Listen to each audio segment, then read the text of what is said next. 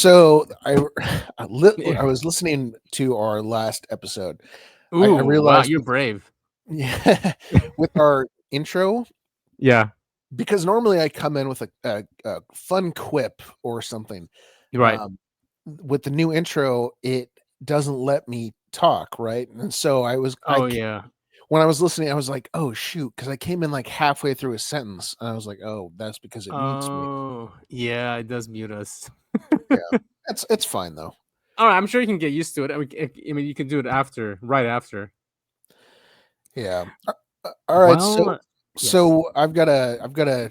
I'll give you $1 million if you answer this question properly. Ooh, Will the okay. Democrats learn anything from this past election? Oh wait, you got cut. You got cut off. Say, ask again. Will the Democrats, and then he cut off. Will the Democrats learn anything from this past election? Hell no. You just won $1 million. Zero capability of self-reflection. Zero. Just unreal. They would never ever look in the mirror. Unbelievable. I know. The United States just sent the left establishment a huge lesson. We Yeah, don't want big your time. policies. We don't want your attitude. We don't want anything about you. And America's back. it's just for the first time I actually stayed up and And watched watched it. and watched it, and it was That just was a great day. unbelievable A to great see. night. Yeah. Unbelievable to see the results. I mean, Trump They're won insane. everything. Everything and everywhere, pretty much. He won. He won the Electoral College. He won the popular vote. Yeah. Yeah. He won the Senate. He Senate. won the Yep. House. Well, House not yet. They're saying Yeah, but yeah, pretty yeah. much it's everything. Oh, the Supreme Court already. Supreme Court already. Yeah. And he came out with that. There's that. What was it, like a 4-minute that video about what he's going to do when he gets in Oh office? yeah, we have that. We have that Yeah. queued up. His I videos are mean, crazy, man. It wasn't even close. Man, is it too good to be true? Because now he announced, he goes, Pompeo and Nikki Haley will have nothing to do with the Yeah, administration. they're I'm like, out. I yes, mean, yes. I know, it's crazy. And then He Kushner today, he's like, he would not be in brought the second. I'm like, what? he Too good to brought be true. in everyone. Like, he's got RFK, he's got Musk. Tulsi, he's got Yeah. Elon Musk. Tucker. I mean, it's just Rogan. unbelievable. Vivek Ramaswamy. Yeah, they Vivek, did good work. They did really good work. It's not like a lack of effort, it wasn't effortless. It was a lot of work.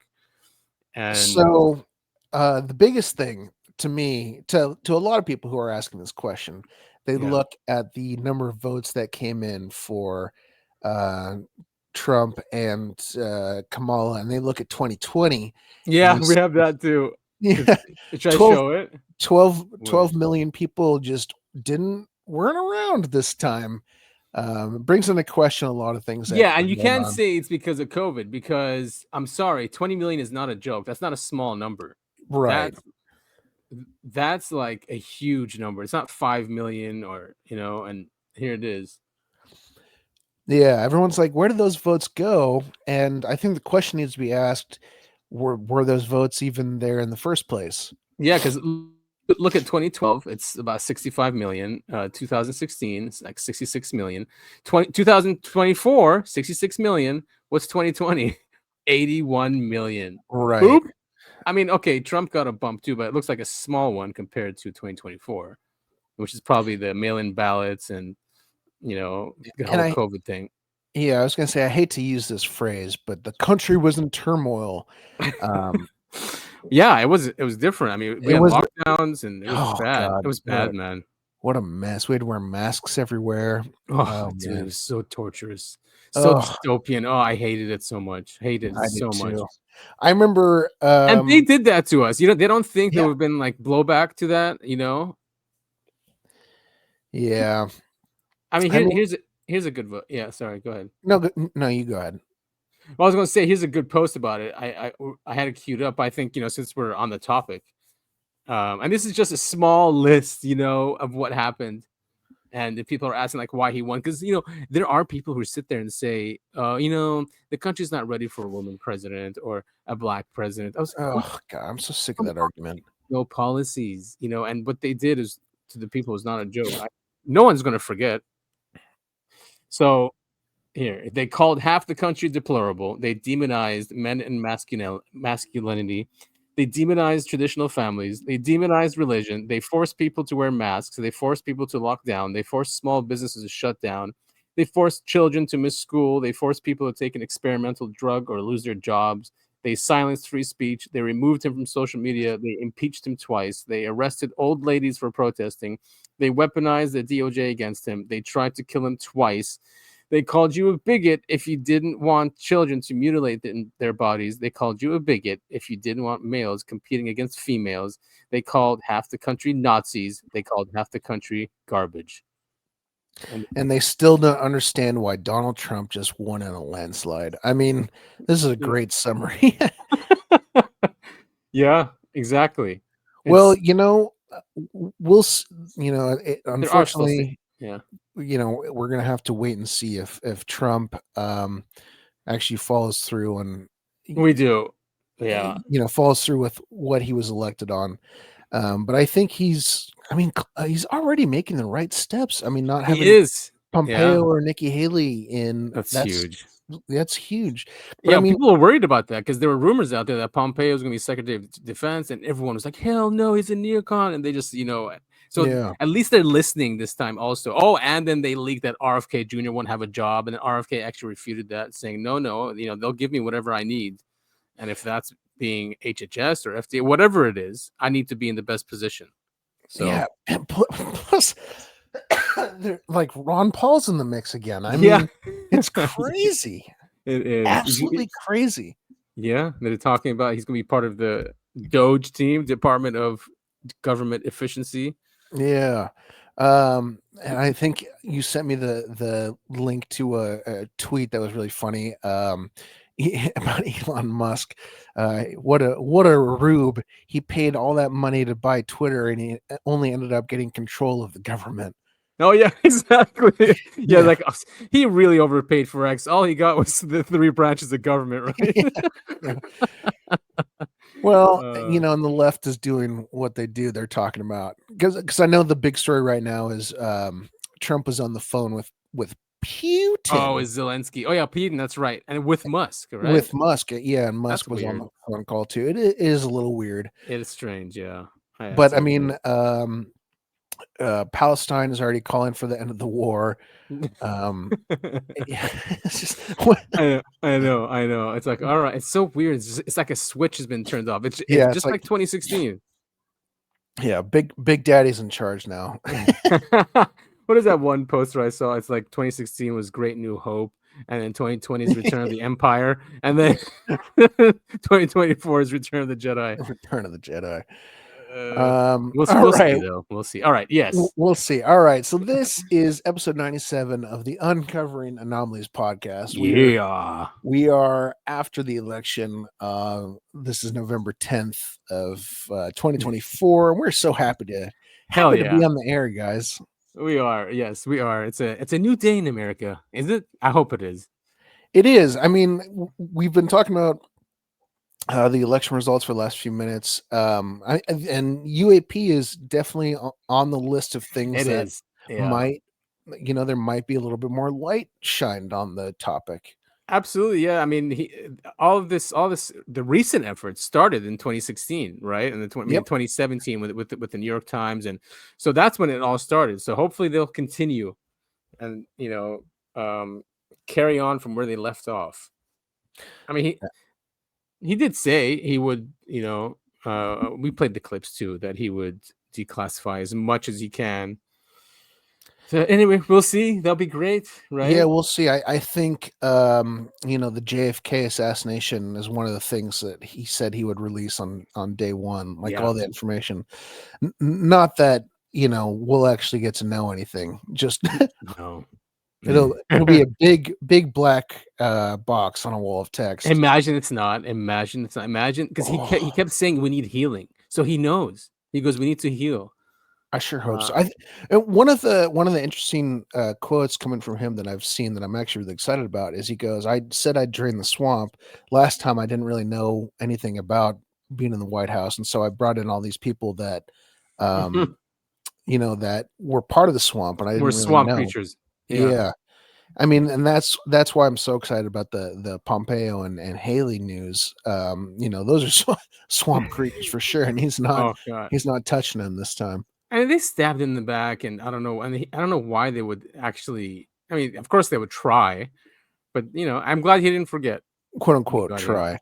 Right? Yeah. Yeah. And Iran's in the news, right? The whole they're trying to. The FBI is saying they thwarted a Yeah. assassination attempt, and they said they have nothing to do with it. I mean, interesting. It was an Iranian activist and two Jews that they arrested.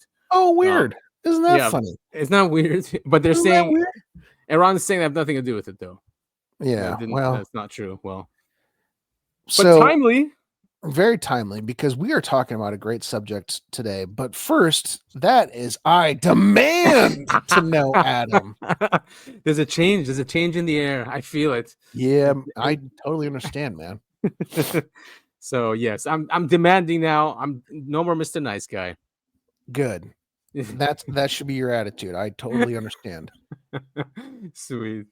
And I am the elected president of Podcast Topher.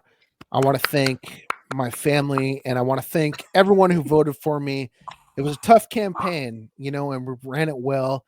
I want to congratulate my opponent, Joe Rogan. Yeah, he ran a great campaign, and he did. all He really all did. of his listeners and followers, I really appreciate them.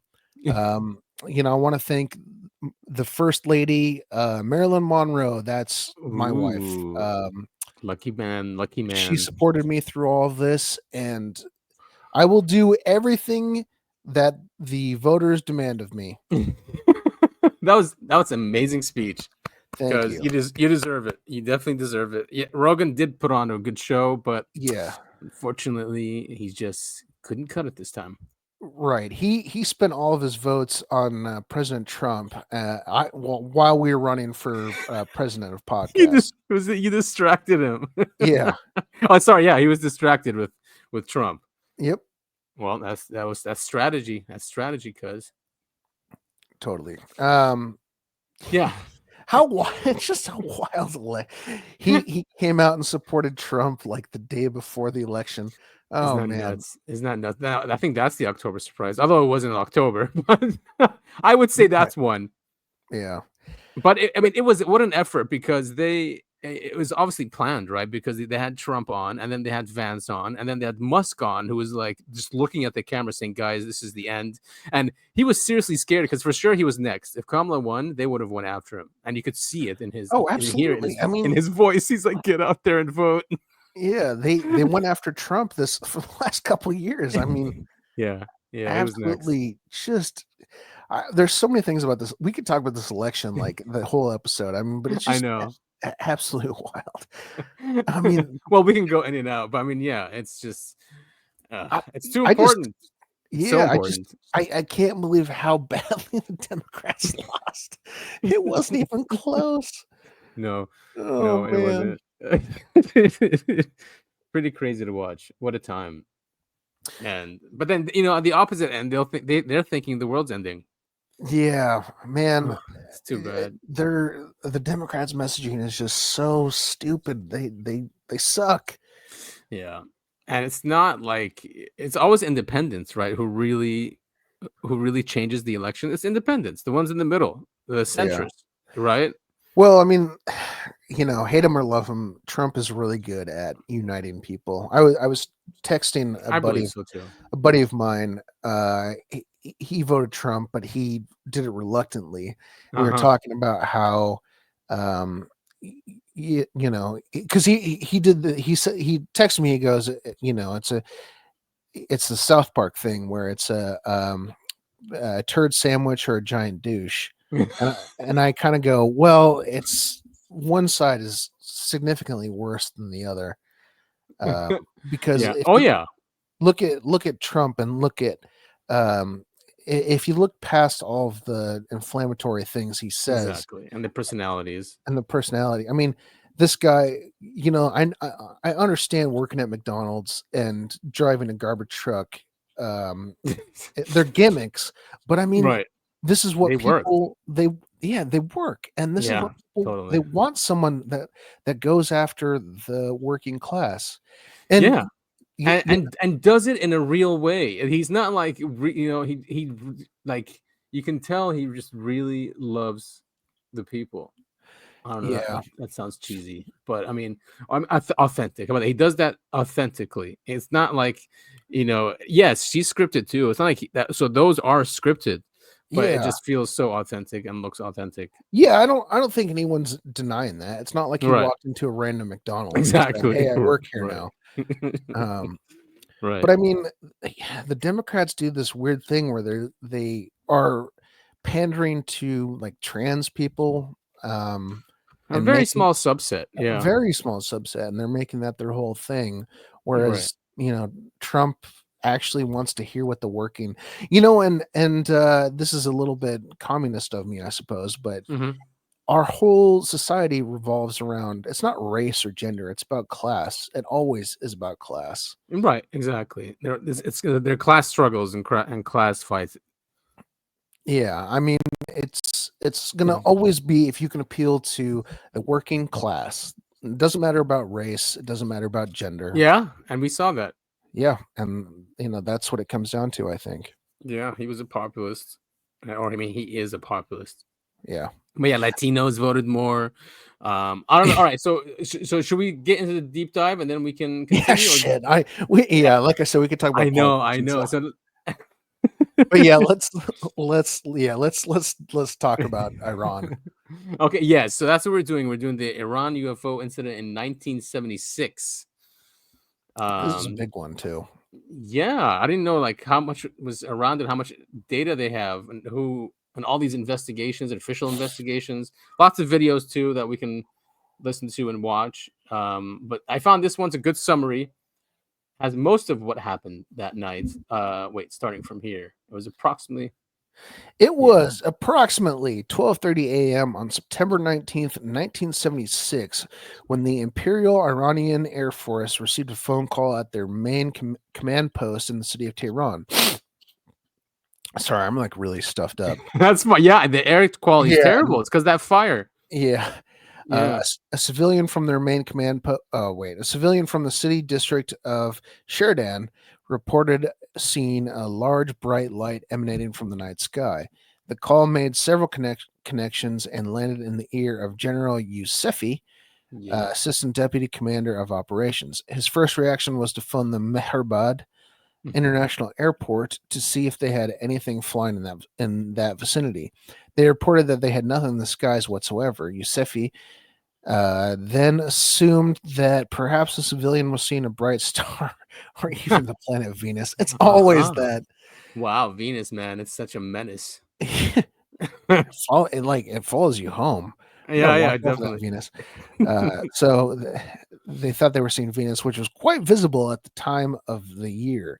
But when Yousefi went out to investigate the object himself, he had no trouble seeing it and concluded that it was much too large and Good. close to be a star or planet. All This right, is good. when he made the decision to send a fighter jet into the air and intercept the. So let me start over. This is when he made the decision to send a fighter jet into the air to intercept and investigate further. Good decision. Good decision. I'm glad. I'm happy. I mean, it's funny that he first thought it was Venus. Like, these guys are just seeing Venus, and he goes out. He's like, "What the hell? Get them out of here." I hate it when that happens. I had a small gray come into my bedroom the other night, and then Oh, it yeah? turns out it was actually the planet Venus that I was just seeing out through my window. It's a So second. approximately 175 miles west of Tehran, a F-4 Phantom fighter jet was deployed from Cherokee Air Cherokee. There you Force go. That's a good Base. one. Cherokee. Cherokee. Yeah. Cherokee Air Force Base, piloted by Captain Muhammad Reza Azizkhani. As is Connie. That's a cool name. Yeah, the jet made its way towards the object. As Connie reported that the object was of such brilliance that it could be seen from almost 70 miles away. Wow, that's Wow. really bright. Yeah. Whatever it was very, very large. At about 25 nautical miles from the object, as Connie's instruments began to malfunction. Communication capabilities were also dropped. At this point, the confused and scared pilot had no choice but to abort the That's interception. scary. Yeah, no kidding. Heading back to base. As he distanced himself from the object, his instruments began to function once again, but he didn't want to take any chances. He headed back to base to explain what had happened to his superiors. In response to Aziz Khani's Oops, sorry. experience, a second F4 jet was scrambled to see if it merely second F4 jet was scrambled to see if it was merely the original plane. Oh. God, they will claim anything but I know. UFO. They're like, oh, it's just the plane. Send another one up there. They wanted to see if it was the original plane that malfunctioned rather than having anything to do with the unknown object. Wow. Piloted by Lieutenant Parviz Jafari, Ooh. he headed toward the object and was able to acquire a radar lock on it. Jafari would later report that the object's radar signature was massive, comparable to that of his Boeing 707 aircraft. So that's like what, 140 feet, something like that? Yeah, pretty big. Yeah. As he closed in on the object, it began to move. Clearly, it was aware of the interception occurring. Jafari tried to estimate the size of the object, but just like as Aziz Khani's observation earlier, it was just too bright to make a fair estimate. Jafari, however, was able to make out different colored lights alternating in a blinking succession. Blues, reds, and oranges were rapidly flashing all at once. Jafari continued south, tailing the object. That is when things got interesting. That's when things got interesting. This whole thing is interesting. I know, right? Suddenly, a smaller object detached from the original and began a quick advance towards Jafari's F4. It's because he did a lock on it. It's because he did a lock on it, right? It's like, wait a minute. Absolutely. Defense mode kicked in as he believed this was an attack. Jafari attempted to launch an AIM Sidewinder missile at the object, but just like before, his instruments malfunctioned. Look at that. All weapon and communication capabilities were lost. Jafari would later state that he even tried to eject from the aircraft at this point. Whoa! He's like, get out of here. But even that had malfunctioned. Oh, wow. Man, that's horrible. That's so scary. Crazy. Like, too bad. You're going to die. He quickly turned the F4 and made a negative G dive. The smaller object dropped behind him and followed him for a moment, making it clear that this was now in control. Oh my God. Yeah. Wow. Jafari nervously tried to outmaneuver the object to no avail. After a few nautical miles of cat and mouse, the smaller object would eventually break off and reunite with the larger object. Jafari, having absolutely no idea what he was dealing with, retreated to assess the situation. The further he distanced himself from the object, his instrument and communications returned. It's like I had a bubble around it, like just don't get in this vicinity and you're fine. He would relay that another object was soon detaching from the original. It made a rapid descent towards the ground. Jafari believed that at that speed, whatever it was would explode upon impact, but stated whatever it was, it gently landed on a bed of rocks. Whoa, what the fuck? Bed of rocks, as Jafari severely decreased his altitude to personally witness this.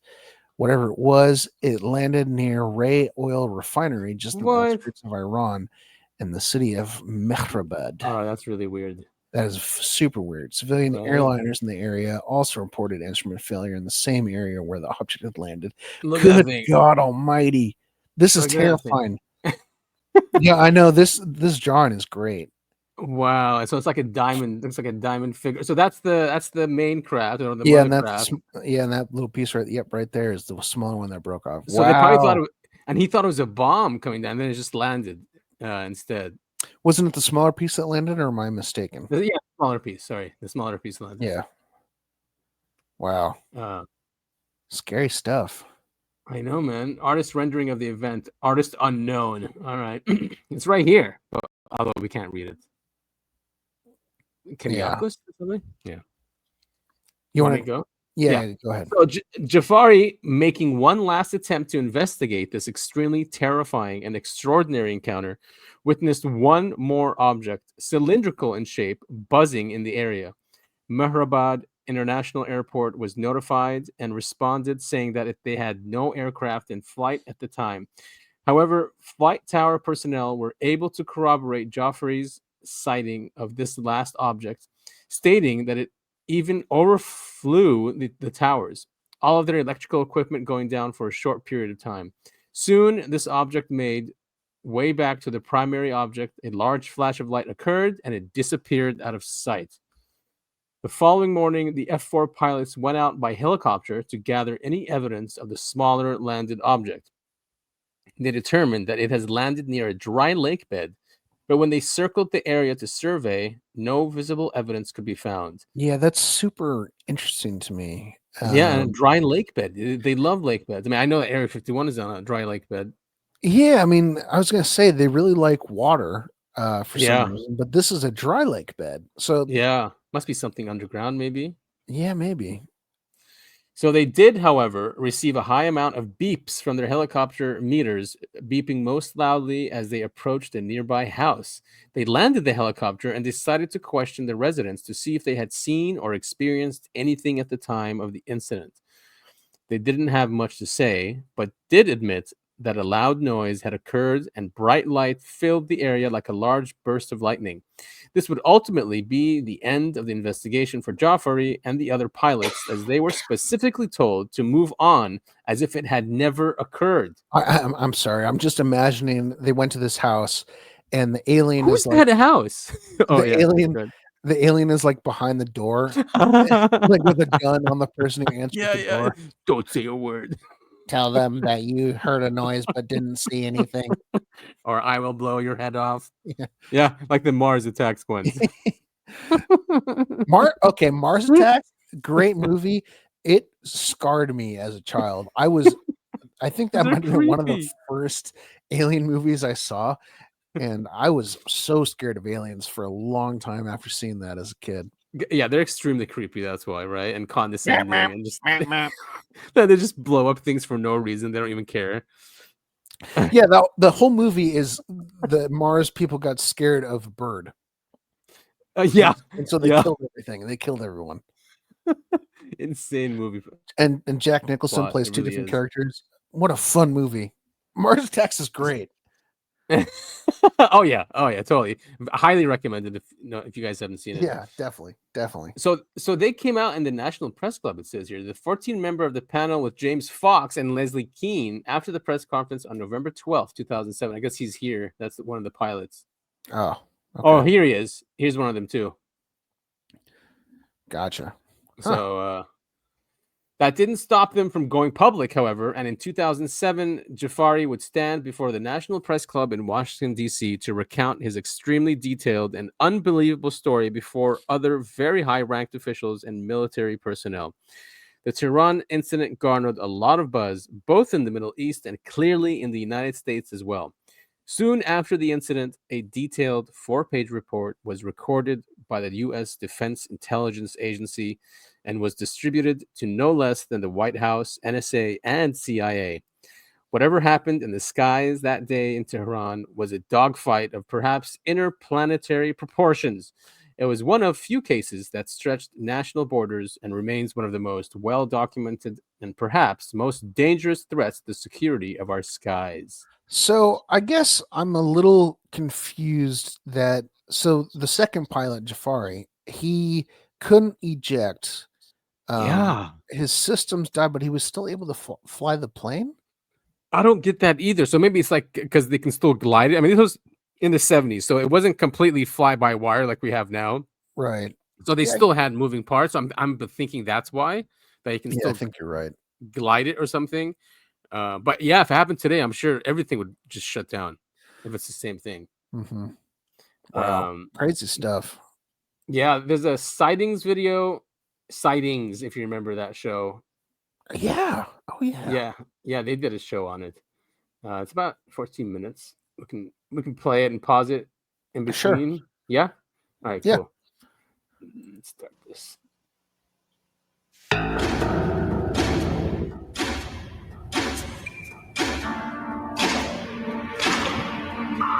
At the beginning, we thought Iraqi are coming. All of a sudden, I see this flying object just going round and round and round and going up and up and up. And I told my mom, I said, Mom, I just saw a flying saucer. I saw a UFO. I was going to myself to shoot it down. It was seen by civilians, pilots, generals, and the unerring eye of Air Force radar. Reports ricocheted from the Shah to President Ford and back again. Yeah, so this is before the revolution. So it was still the Shah, which means they were an ally, and that's why they had these state-of-the-art F-4s or fighter jets and radar. They were our friends back then. Oh, the good old days that I was not alive for. I know, right? So yeah, it's important to note. The film that you're watching recreates the day's events with the actual military personnel who witnessed the most compelling UFO encounter sightings has ever investigated. This film, seen here for the first time outside of Iran, was produced by the government and, in a bizarre twist of fate, would one day be used by the Ayatollah Khomeini to discredit the Shah.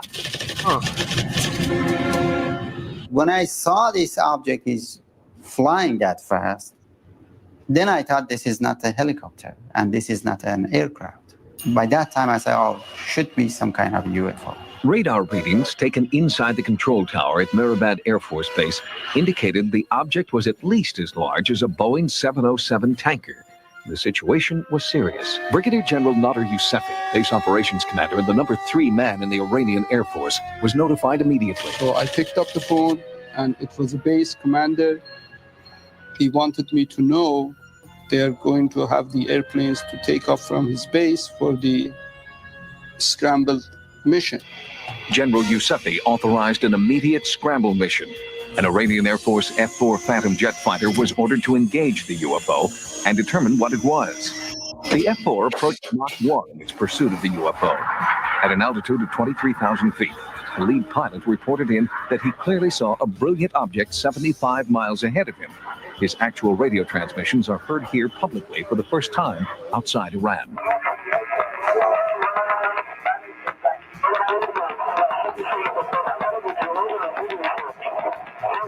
I can't really hear him. Should we read that? Yeah. Okay. So the pilot, I'm approaching the flying object. What is this brilliant object? Tower control. We have reports of a brilliant object above Tehran.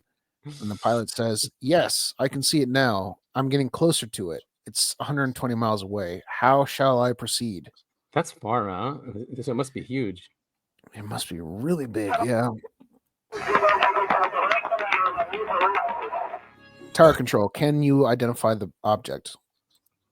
The F-4 was closing fast, but when the pilot got within 10 miles of the UFO, all onboard instruments failed.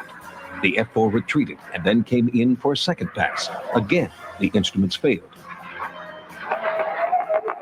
Pilot, when I get closer to the object, well, this is what the pilot said. When I get closer to the object, my system shuts down. It's so frightening. Tell me what to do. I'm running low on fuel. Can you read me? Running low on fuel, that's not smart. You'd think they'll be ready for something like this. Right, yeah. Right?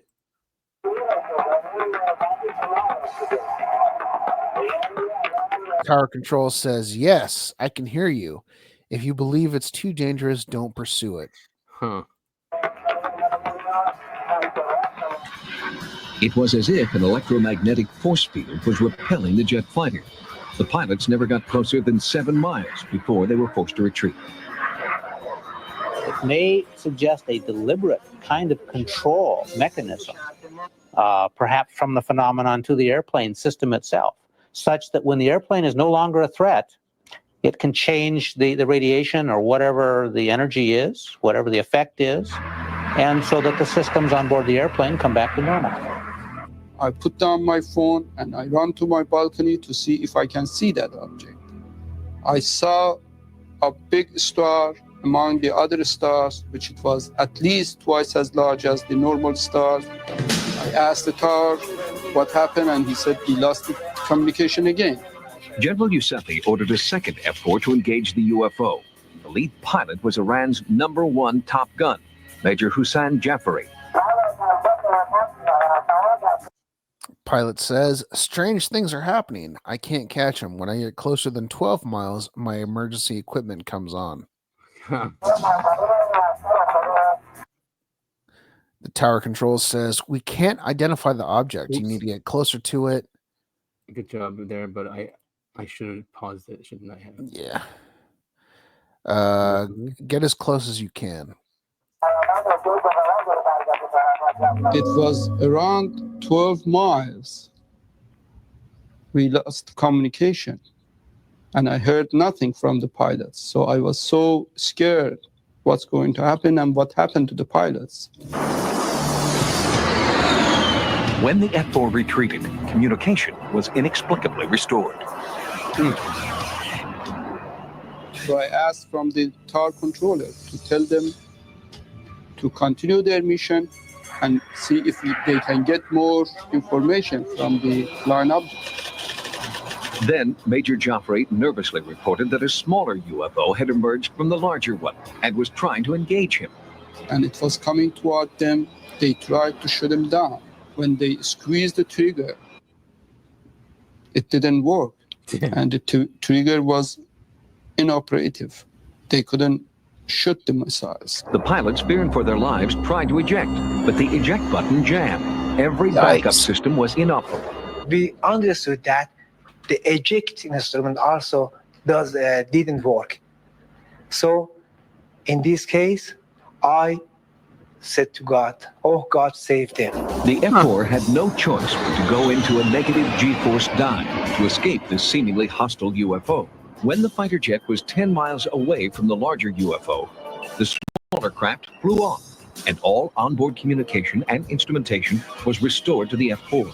Major Joffrey reported that the smaller UFO appeared to be landing on a mountaintop just southeast of Tehran. This landing was confirmed on the radar by the control tower. Brigadier General Yusufi witnessed it from his balcony. He bent down and landed on the ground. And now it is a communication between the mothership and that small flying object. And it shows the lights between those two. It's connected. While they were landing, the tower was screaming on the phone to me, General, this flying object is following them and is going to land in Mehrabad. It is in the short final, and I see a big, big light with the glaring red, blue, and yellow lights. The so-called mothership tailed the F-4 into Mehrabad Air Force Base and flew low over the runway. As it performed what was described as a low-altitude flyby, power at the Air Force Base went out. That was strange for us, and we asked each other why the power went out for some seconds.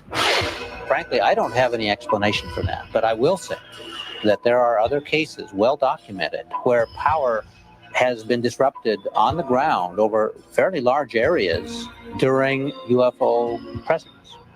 After the flyby, the craft roared off toward the west, as if to say, mission accomplished. Search parties were dispatched to the supposed landing site of the smaller UFO, while the tower tried to track the outbound mothership. It was spotted 25 minutes later over the Mediterranean by an Egyptian Air Force pilot. What? The report sightings was able to confirm with the Egyptian embassy. I didn't know that. No, I didn't either. So what is on that lake bed? It can't be random. It can't be all of a sudden, they were interested in something, right? And then they went to Cairo. Yeah. Very interesting. They had to get more fuel for the pyramids. Yeah, exactly, something like that. Maybe there used to be something here on that lake bed a long time ago or something. And I don't know. No, I think you're dead on. Or maybe like an underground. It's been buried, or something like that. Something, yeah. I mean, I think you're right. That's definitely what I take away from this is that there either is something there or there used to be something there. And what are the chances that this is a U.S. like covert, technology thing? I mean, it was in 1978, so theoretically maybe. But then where is it now? Has anything come from this? Can we do that to planes now? Like just turn off their? I don't know. I know we have like jamming technology, but right. I don't know if it's like sci-fi movies like this. You know what I mean? Right. So Cairo, and the pyramids are just outside of Cairo. Yeah. I'm not really sure exactly where they found it, but yeah, I didn't know this either. Cool. Yeah, very cool. Then, over Lisbon, Portugal, What? the pilot, crew, and passengers of a Whoa. KLM Airlines flight reported seeing the UFO as it sped westward to the Atlantic. That was the last sighting we know of to date. When sightings continues, part 2 of our UFO investigation, a cover-up went to... Their ordeal was only beginning. They were shocked to see how their UFO confrontation was being distorted and trivialized by... Now the politics. Interesting. So this is before the revolution. So I guess they're going to talk about how he twisted it. Maybe he said, like, see, when the Shah was in charge, demons came to our country. Oh God. Yeah, Maybe, I don't know. Yeah. Oh, right? Man. Yeah. Or maybe they tried to cover it up. Here, let's listen. Military-controlled press. We knew the capability of the other countries and their airplanes' capabilities. It could be a spy airplane. I really have no idea, but maybe from some other world. The day after the otherworldly encounter over Tehran, it was front-page news in both the Farsi and English-speaking newspapers throughout Iran. At the same time, Iranian and U.S. officials were meeting behind closed doors. This particular case is interesting from another standpoint, and that is the involvement of the American government. General Sabahat, now in exile in California, was the vice commander of the 2nd Tactical Fighter Base. How much you want to bet he's in Orange County? Yeah, no, I totally see that. Yeah, I mean, they pretty much own Orange County. They're everywhere, which is great too. I mean, they're great people, hardworking. Yeah, so I bet you it's Orange County. Yeah, I'm sure it is. He told Sightings that the day after the UFO event, he attended a top-secret meeting between the Imperial Iranian Air Force and the U.S. Air Force. General Secord, which was the head of the U.S. Air Force and our Air Force, probably commanding officer and operation, pilots, approach, control of civil aviation. Hussein Parouzi, an air traffic controller at Mehrabad Air Force Base, was also present at that meeting. When they heard our report and the report of the pilot, they concluded that no country is able to have such a technology. And all of them believed it should be a strange object from other spheres. I collected the reports and I made my own observations as a report to my higher echelon, and we sent this report through the Joint Chiefs of Staff to the Shah's intention. They collect all of those information and send it to the United States by General Secord, because he was the head of the U.S. Air Force in our countries. The secret meetings continued, and rumors of a calculated disinformation program seemed to be borne out by the changing face of Tehran newspaper headlines. Well, of course, once the U.S. gets involved, like, you got to put disinformation guys in the newspaper, right? Of course. If there's one country that's really good at disinformation, it's the U.S. Yeah, especially when it comes to UFOs. Like, this is how we deal with it, guys. This is how you should do it. Yep. Day 1. Day 2. Day 3. Day 4. On day 5, the press reports the entire incident is a hoax. Does that say flying chicken? Yes. Oh, for God's sakes! They gotta be joking. That's how you know this was a real event. This is a real UFO. Flying chicken. It turned off. These chickens. They have some crazy mental powers. When they see flying like jet fighters, they can just willfully just turn off the electronics. I'm a really, I love chicken. It no matter how you cook it. Yes, I agree. It's great, but I think my favorite type of chicken is the one that has glowing lights in it as you eat it. Yeah, I don't think it's that's been touched by nuclear, I don't know, fallout or anything. Right. Glowing chickens. Just unbelievable. And I can't believe. I just, man. And it's day 6. He said day 6 when they did it. Yeah, just unbelievable. I know. This was an actual story that ran. I wonder what they thought. I bet you they're gonna say something. The witnesses. I don't know why the appropriate authority prohibited me to interview with the press or news reporter. I don't know why this information is prohibited from the public. Somehow the government doesn't want to open up to the public. I don't know why, but... Despite media dismissals of the event as a joke, our sources report that a full-scale military investigation continued to search for answers. I asked from the pilot of the F-4 to go and to look after that flying object. He knew where it landed. And when they flew and the army personnel, they were in the area, they couldn't see anything. The general who headed that search still lives in Tehran and denied repeated requests for an interview. But others who were present told sightings that no physical evidence of a UFO was found on the mountaintop where so many had reported seeing a small craft landing. However, for the first 3 days after the incident, there were serious electronic anomalies in the area. The beeping sound that was picked up could be one of a number of things. It might be technology. In fact, depending on the frequency stability and interfrequency pulse and other factors like that, it very likely is a technology of some sort, as opposed to a natural phenomenon. And then there is this. An American Defense Systems Program satellite operated by the U.S. Defense Department picked up signals from an unidentifiable technology on the same night the Iranian Air Force was scrambling over Tehran. What? Experts from DSP are revealing this information for the first time. We saw something. The DSP satellite is, in fact, a spy satellite that monitors airspace in military hotspots. On the night of September 19, 1976, the satellite was scanning. Look at these readouts. It had to, like, the sensors would have to print page by page instead of on screens. Oh man, technology's wild, huh? Crazy. So this is the Star Wars program, SDI. I guess that must have picked it up. Oh, nice.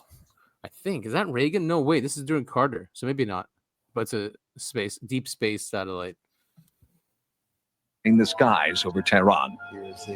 That's an independent confirmation that an event of some type occurred at that time and place. What it was, we don't know. Sightings asked the experts to explain the meaning of 238 scans, possible SR, but they told us that information was top secret. Of course. Right now, all we can do is say, yes, there was something there. Certain agencies, including the CIA, have gone on record as having information on this particular case. In fact, Sightings has obtained these documents from the United States Air Force Security Service that confirm our government's involvement in the UFO investigation. And according to this Washington Post article, the investigation was still in full force as late as 1979. Now, what does that say? It says that somebody thought this case was very, very important when it happened. Why, after this many years, that's still important, I think is a fundamental question. And the American people deserve to know what happened. Excellent. Thank you, UFOB, YouTube, for that. Absolutely. I mean, so clearly something happened there. Yeah, something happened there, and our government took it seriously. Our intel agencies took it seriously. The military took it seriously. Iran obviously took it seriously, and just bizarre behavior. And definitely, I'm not going to say definitely, but it does not seem like it's one of ours. Especially if it came from deep space. That satellite's a deep space satellite. Yeah, that's crazy. So I mean, there's so many cool factors that come into this story, and just based on what we've heard, this doesn't seem like advanced U.S. technology, for instance. No, it doesn't. It doesn't. It doesn't mean we don't have it now, but It doesn't. Yeah, it doesn't. Especially it came unless we have bases off planet, and evolved off planet somehow, and then came down. But Right. it came from space and landed there. Went to Egypt, went to Portugal, and left. So bizarre. Yeah, I wonder where it landed in Portugal. Or no, they said aircraft. I think saw it. that they just, I was gonna say, I think they just saw it in Portugal. This guy, it's a long one, but I stopped to hear where he talks about the evidence after the event. So sightings did mention the DSP satellite, so he's going to mention that. I think he mentions other things as well. Nice. Probably just like 10 minutes. Yeah. Orders interceptors to be launched. Both Air Force E crews experience bizarre problems and their craft are disabled. 3 jetliners, a BOAC jetliner, forget the second one, and an Iranian airliner. All 3 experience electronic anomalies, the navigation fluctuating. Over 1.5 million, over 500,000 witnesses on the ground.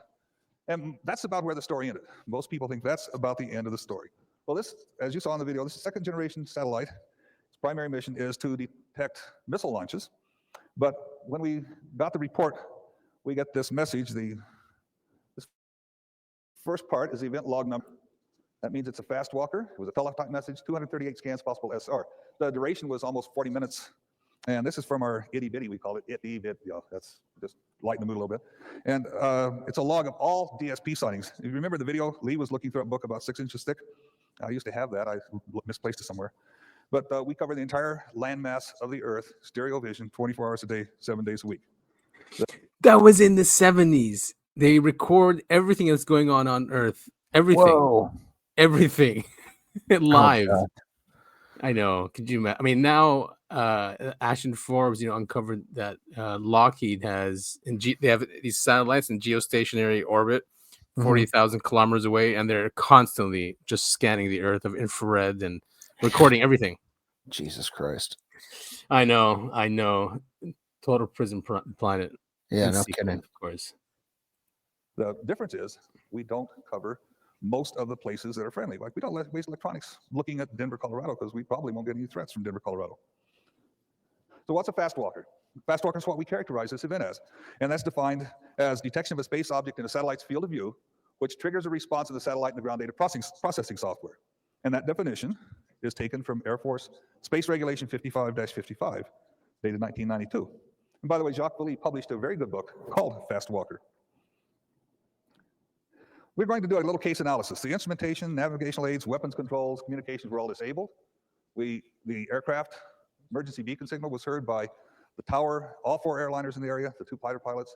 Their temperature vision that was interfered with. There was interference on UHF band. And when they got within 30 to 50 degrees of approach at 150 degree heading, 30, 50 degrees in that 50 heading, all their navigation instruments went bad. So was this jamming? Was it a powerful EMP, electromagnetic pulse, or something else? Well, according to some, this loss of equipment was caused by jamming. And I don't buy that. Jamming is a technique wherein we transmit a stronger signal right in a near frequency, and it interferes with that signal.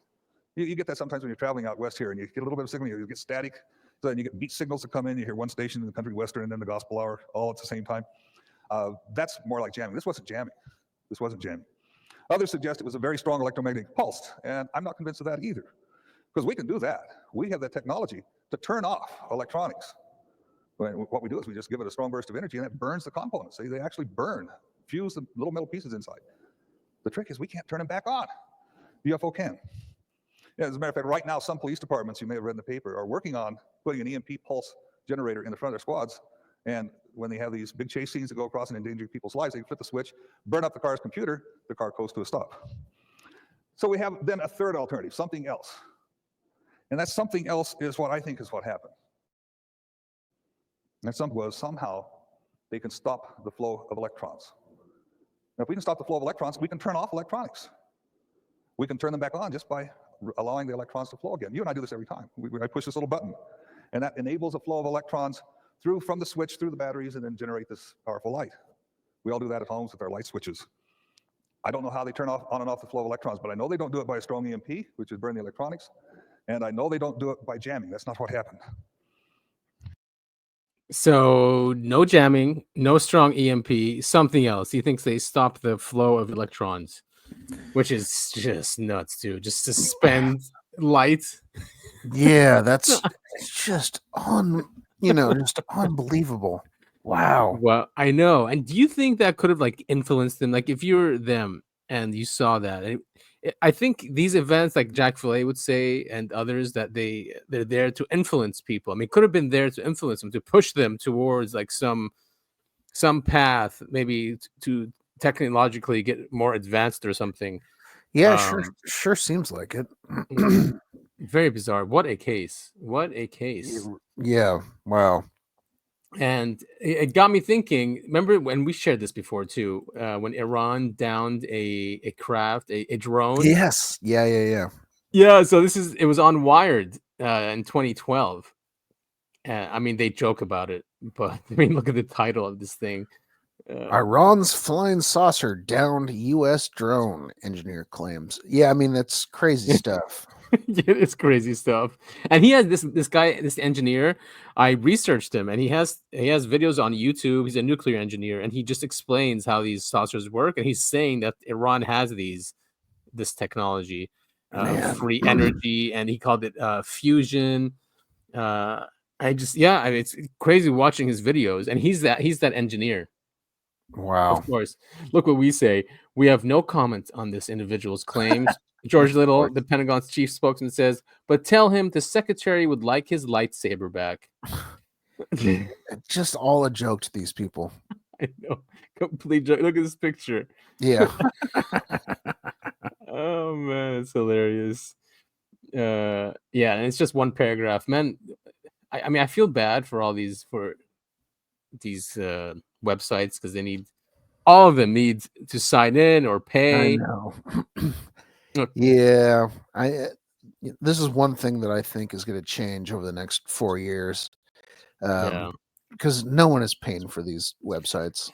No one. And I tried to see if it's on archive.org, but that it's not. That might have been the reason that they were down for like 2 weeks. Remember that? Yeah, I was going to say archive got shut down for a good while. I'm seeing a lot of people on Reddit talking about the last few weeks.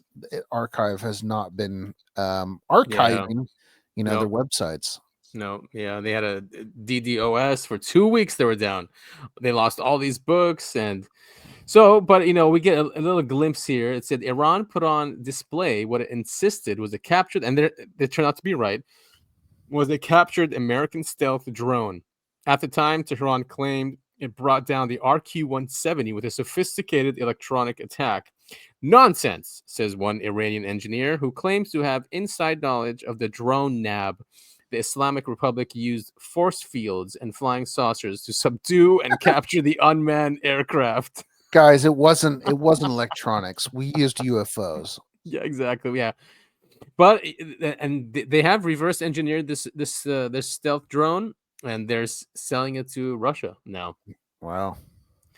Yeah. So, and it's just happening in the news, and we're seeing Iran everywhere, and we've seen them also in the past few weeks with what's happening with Israel, and they're pretty advanced. They're surprising many people, and it could be because of this event. Yeah. I mean, yeah, totally. Wow. I mean, especially if it's true, right? Officially true. I mean, you like, wait a minute. That means we can do this also, and it just sets you on this path.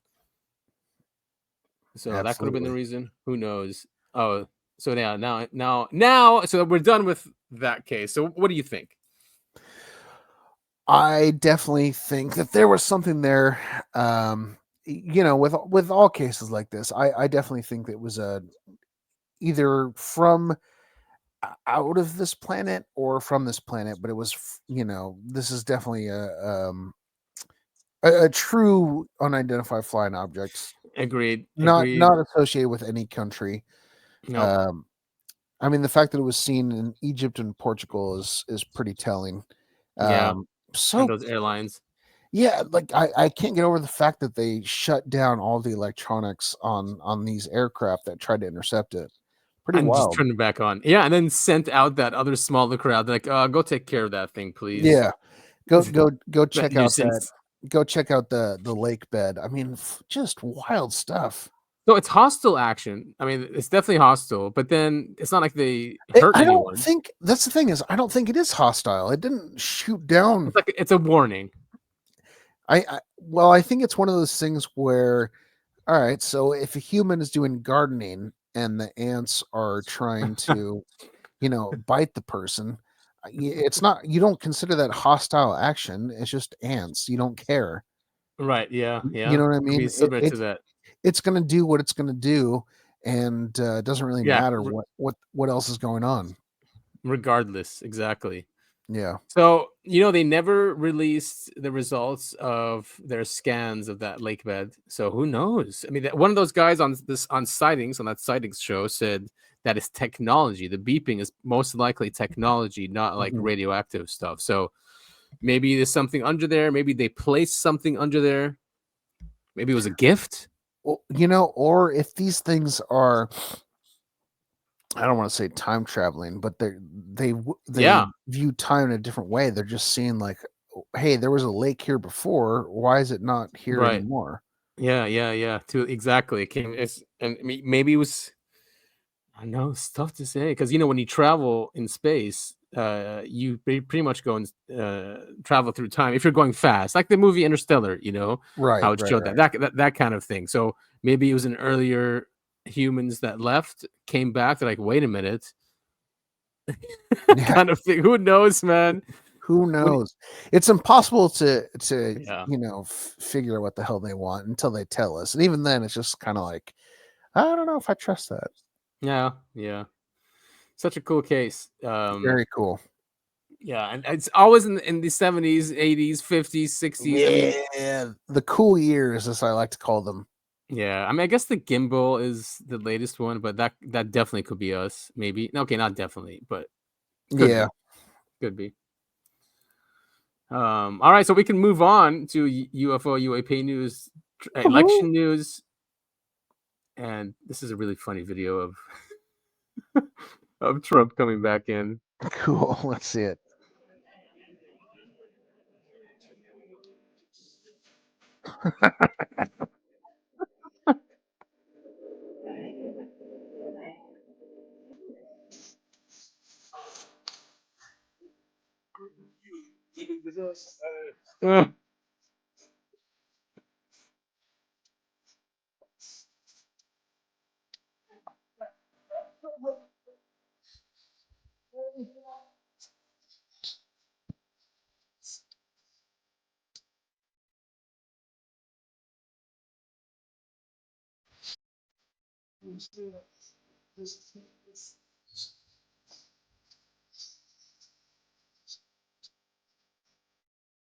Dude knows how to market himself. What? Dude knows how to market himself. He really does, dude. He really does. And the team around him, and you can tell it's a real grassroots movement when these things come out. People, oh man, and then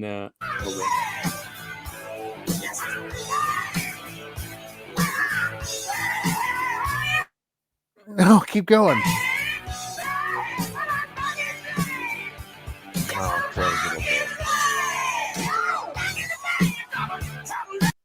This might trigger a lot of people. And then did I send you this one? This is Dark Brandon. Of all the I think you sent this to me. Of all the Democrats that are like upset, Biden seems thrilled. Oh, I'm going to play that video you sent me to after this one. Yeah. Oh, I have been obsessed with that video. I think it's, I don't know what, there's something about it that is just absolutely hilarious. Dude, it's so funny. It's so funny. And this too, so just as a warning, this is a deep fake of Biden recession speech. This is great. Yeah. So let's take a listen. My fellow Americans and autists who voted for Trump, it's your boy Dank Brandon here. I want to take a moment to congratulate the DNC on losing another election to Donald Trump. You replaced me with a candidate who has the same likability as Greasy, hobo taint, and expected to win. And they say I'm the retarded one. The Democrats said that I was too old, that I was too slow, that I was a joke. Well, here's a joke for you. What do Willie Brown and the 2024 presidential election have in common? Kamala Harris blew both of them. I shouldn't have said that. But seriously, I mean, first Hillary loses to Donald and now Kamala. This man has beaten more women than Doug Emhoff. Anyways, congrats on losing to Hitler again. I hope he locked you all up this time. Dank Brandon out. Dark Brandon out. I do think and true American politic humor, I think the first woman president is going to be a Republican. I really do. Yeah, I agree too. Yeah, because it's just you need someone who understands foreign policy better. Well, it's just their attitude too. Their attitude. When you their look at- attitude. Yeah, the Democrats love doing this thing where they talk down to you. I mean, look at all of the ad campaigns that were coming out when Kamala was running. It was all, "Hey, black men, you pieces of shit, you got to vote for Kamala or you're a Uncle Tom," or whatever racist term they're using nowadays. I mean, God, the Democrats suck so bad. I mean, if you look online, you look at these people who are upset that Trump won. They keep going like, "Oh, I want to deport anyone who voted for Trump," and it's just like, how do you not realize that you're the bad guy in this situation? That's crazy, dude. Like, I remember they're so upset that Latino men are voting for the conservative party. And then they keep making jokes and talking about how they want to deport them. It's just like, how do you not understand that you are the bad guy? Right. And they basically shame people who want to assimilate. I mean, that's great that people want to assimilate. That's the whole point of immigrating somewhere. Yeah. They're saying, "Oh, they want to fit in or have a flag or so they're basically saying that something about white supremacy. I don't know, but basically that was the message that that's all they're trying to do. They're trying to fit in. Okay, so I don't understand. Doesn't that unite us? Around some core values. They don't get it. They just don't get it. They really don't. So here's one you sent me. Trump. Oh man, I laughed so hard at this, and I still laugh at this. I think this is really funny. It's not accurate, of course. Trump did not win by one vote, but but there's something around along with Biden because he's obviously pissed about what happened to him, and he didn't put enough effort. And if he was hurt, then a lot of people around him are hurt, especially the people he appointed. So there was not a lot of help from his side. And he's still the president of the United States. He's still a very powerful man. And if he's not behind you or he's upset in some way, that's a lot. Maybe 10% that you're losing, I would say. Yeah. So it's 11 seconds, but it's funny.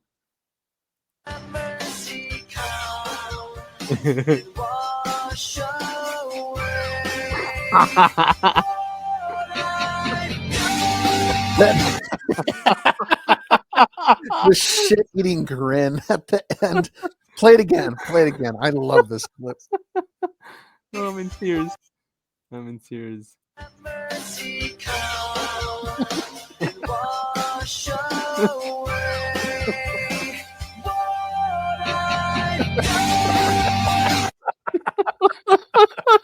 Oh my god. Yeah, I don't know if you saw that. Jill Biden wore all red. I did not see that. To go vote, and I'm still really confused about that. Either it was a statement.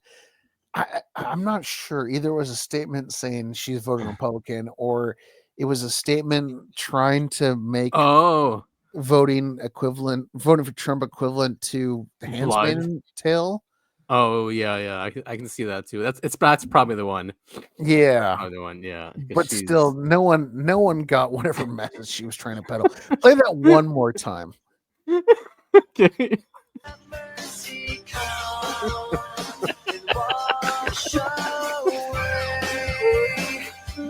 That grin. Directed by Michael Bay. I can't get enough of it. It's so funny. Yeah. We should end the show with it. Oh man, that was great. Yeah. Oh man. All right. Moving on to Elizondo. Ex-Pentagon UFO program chief beefs up personal security. I'm heavily armed and I have 6 German Shepherds. Nice, Luis. Nice. Reject all. Here we go. 6 German Shepherds. Don't mess with this guy. Oh man, I've got a German Shepherd in my house now. Oh yeah, she's sweet, man. She's so sweet. Oh, she's young, right? Or is it because she's female? She's a little bit smaller. No, she's young. She's young. Oh, yeah. She's so sweet. I was playing with her earlier. Oh man, she's the best. They're so smart too, right? Yeah. Loyal. Oh yeah, for sure. I mean, all dogs are loyal, but I mean, German Shepherds, I guess, to a fault, they'll just do anything. Mm-hmm. Um, Aliens are visiting Earth, and Luis Elizondo has cited extensive evidence and data to establish the fact. What do they want, though? What do they want? I don't know. Do you think Elizondo can answer that for us? No, unless you buy his new book that doesn't answer any questions. Right. Yeah. He's going to testify, which, we've heard so much from him for the past 6 months, but he's going to testify on Yeah, I mean, I'm really hoping with Trump in charge, we actually get some answers here. Because he seems hell bent anyway on dismantling all of this government red tape. Yeah. Oh yeah, for sure. Is there anything here he talks about if he was threatened? I've never been abducted, he says. I've had some people that swear by it, but you can't have a conversation about abduction and then say, "Oh, they're here for peaceful reasons." Okay, he's got a point there. I disagree with that statement.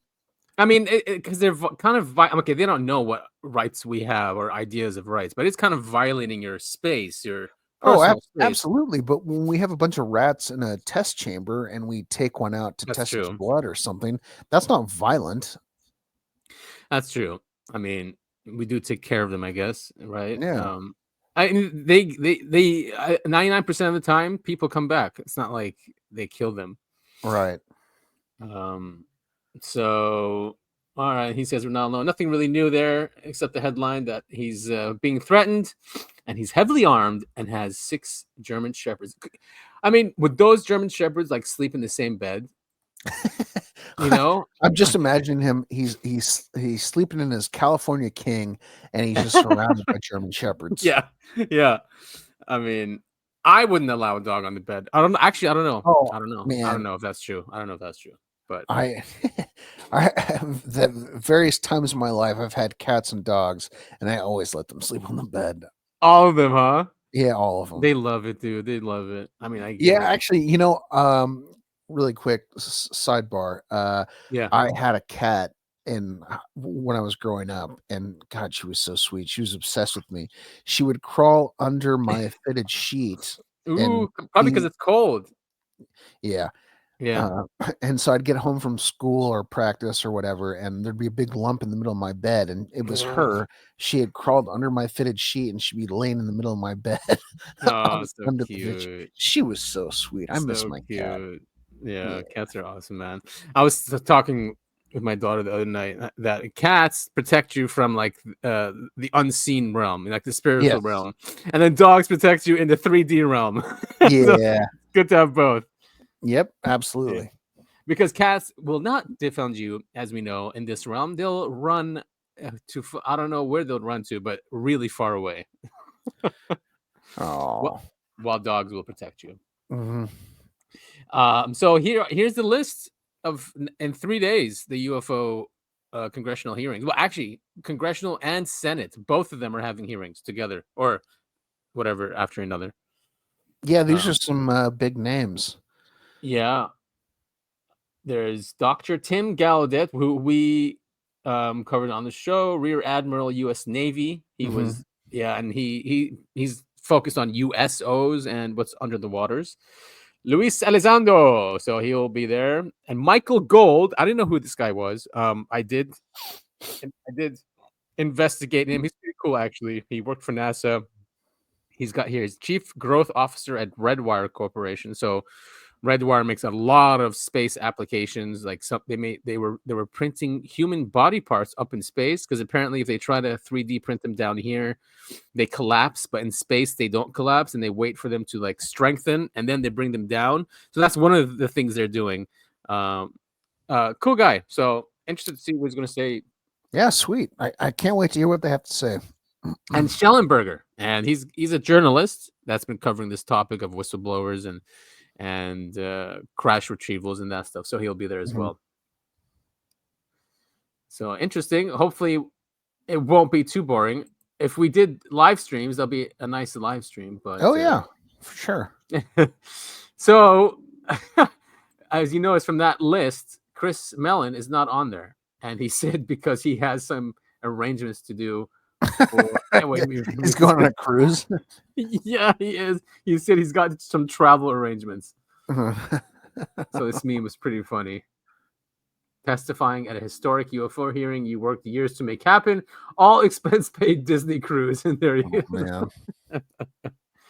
is. Yeah, some of these UFO people tend to shoot themselves in the foot.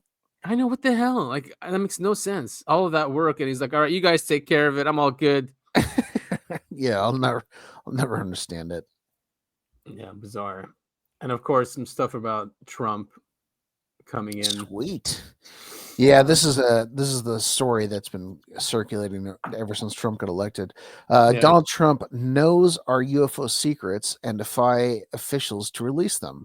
He must act to alter history, expert says. This is from The Sun. It's crazy. This is like our last chance for so many things. Yeah, no kidding. So this is Nick Pope. What is the video? Oh, just about a minute. Let's hear what he says. One of the interviews where he dropped hints, not the most recent one, but one was an interview he did, I think, a year or so ago with his son, who has his own podcast, and he said words to the effect of, "I know a few things, but I have to be very careful about that." Well, yeah. And so, yeah, I mean, I get the cynicism, and politicians will say anything for votes, but again, it comes back to Trump as the disruptor of the deep state, the maverick, the populist, who might just do it for the heck of it and to annoy a whole bunch of people if he feels that obstacles have been put in his path. If anyone in the deep state tells him, "Oh no, you can't do that," you could see Trump doing it just for the heck of it. Well, we can hope that he will. Yeah. Yeah. Arizona-based expert. He's from the UK, but okay, I guess he's based in Arizona now. Anything new? Oh, the Immaculate Constellation thing. Yeah, that's. I'm really excited to see where that goes. Yeah, they said that's. I think that's the theme of the UFO hearings. Nice, as it should be. Yeah, I mean, if the DoD does have this program that oversees all this and has all the videos and the radar and all the other telemetry, it'll be great, wouldn't it? I mean, yeah, definitely. You don't have to tell us how they got it, how they understand it, but just say the reality of it. Reality. Oh man. Yeah, was it truth embargo? Yeah, nothing new from the video. Significant claims. I don't know if these are. Oh, is that why it's called the mirror? Because it mirrors what the sun does. Because it's a different title, but I think it's the same thing. It is the same thing. Yeah. So Donald Trump becoming president is a perfect storm for a huge UFO announcement. Yeah. No, I hope that whatever is going on, he tells us the truth about. I know that's a huge ask, of our government, but I really do. He comes out and tells us what we all want to know. Especially now that the DoD and other agencies have been plotting. Recently, did you see that? They have secret meetings to plan on how not to let him do what he wants or what he asks, which is his right as president to do. Right. That's who they work for, the agency. I mean, Congress and him.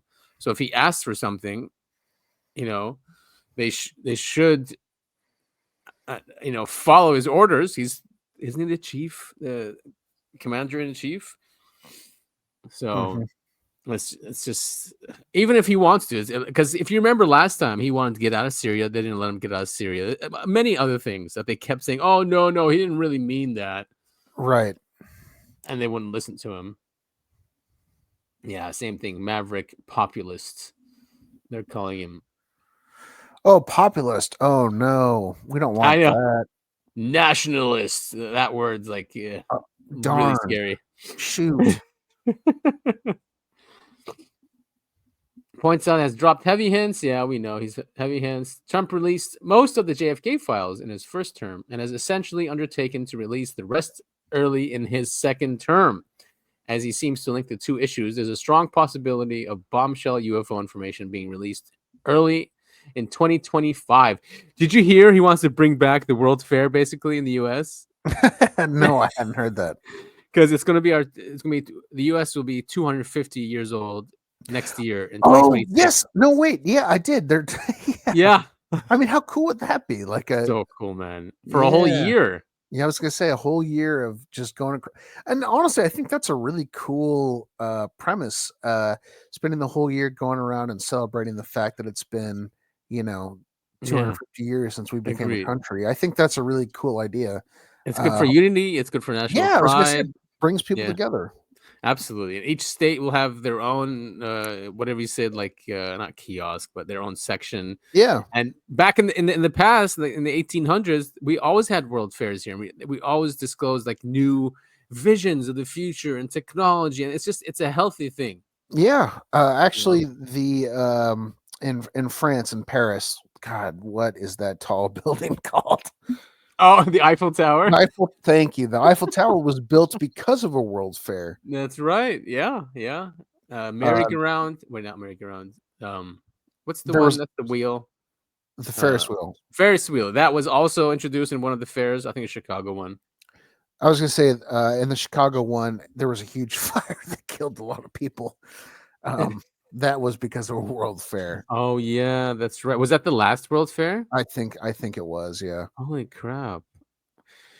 Well, here's something interesting. Simon Holland, another filmmaker who has established himself as a major figure within the UFO community, is less sure that a second Trump White House will have any impact on the long-awaited disclosure. He told us that, quote, UFO disclosure will never happen. Boo this man. This is the guy who talks about the signal from another planet and that NASA's looking at it. That guy, that professor. Yeah. Okay. What does he say here? Why would the very folk who invented the term top secret reveal anything that might be a military advantage? We need confirmation from independent and international science to prove we are not alone in the universe. All right. I mean, that'd be cool too. Yeah. Maybe both, or maybe the private disclosure will push the official disclosure. Yeah, sure hope so.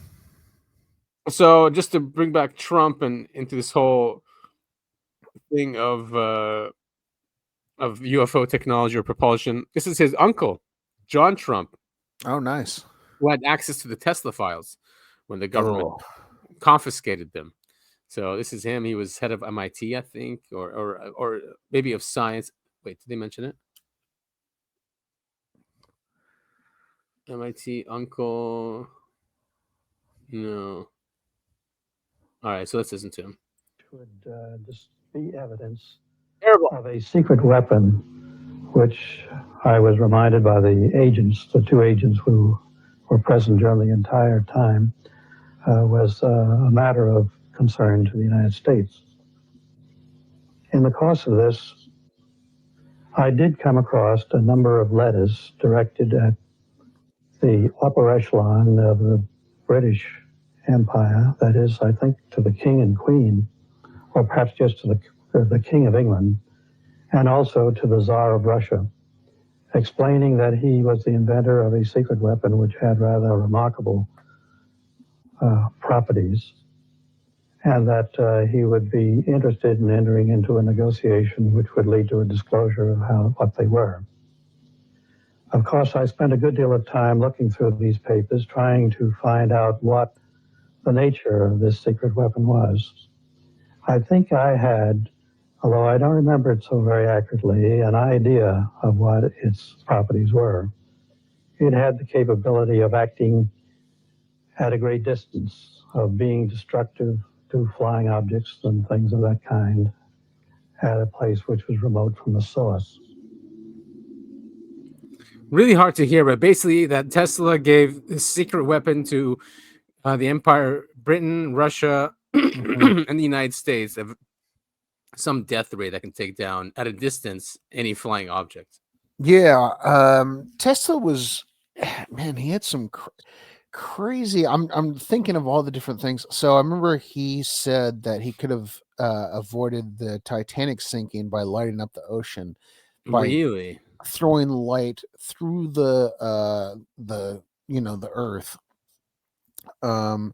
He also he said he could take down a bridge using the right like frequency of vibration.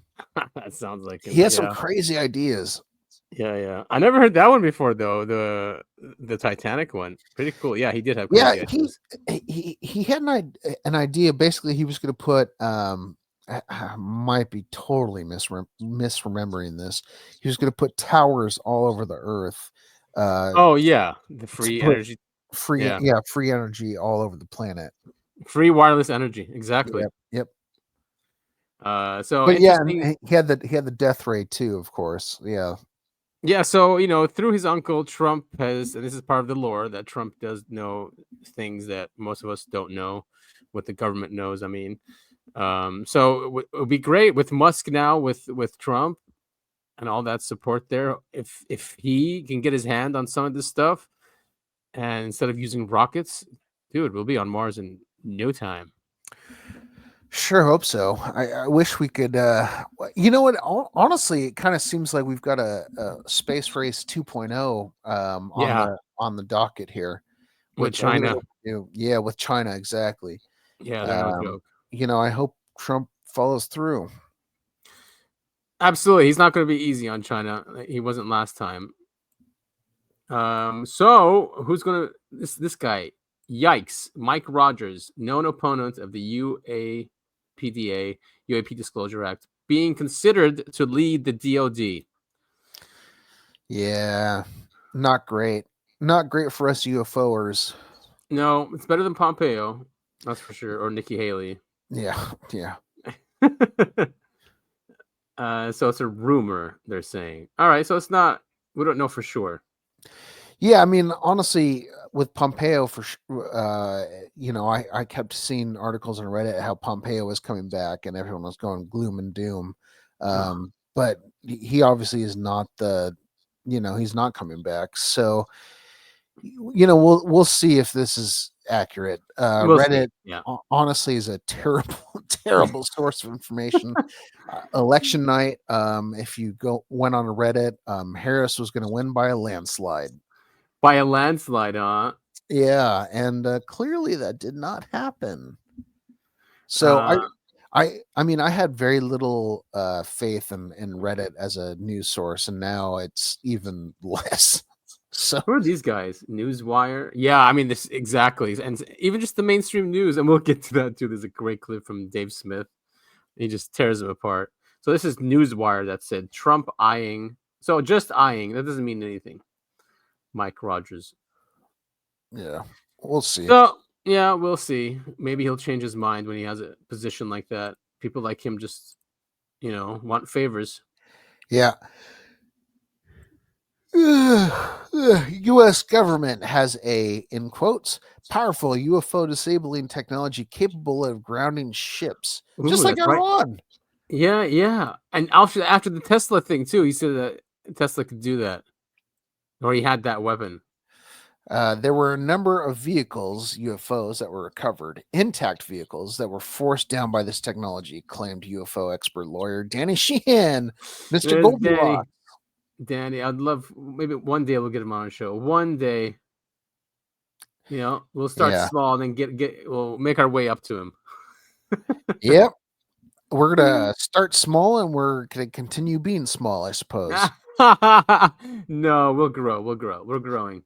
And I don't like this opening sentence. Yeah. An alien-loving lawyer has claimed that tech to bring down UFOs on Earth exists. Danny Sheehan has been involved in bringing UFO whistleblowers to U.S. Congress in recent years. Oh, it's him. Yeah. Where's the thing about the technology? Is there a video? Okay, look at that. Sweet AI photo. Yeah. Oh, it continues. Here we go.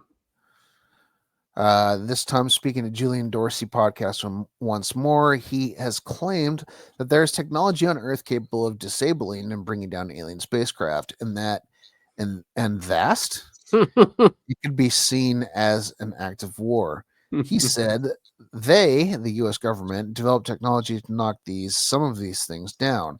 It is an extraordinarily powerful technology, we'll call it, that is capable of disabling the craft and forcing them down.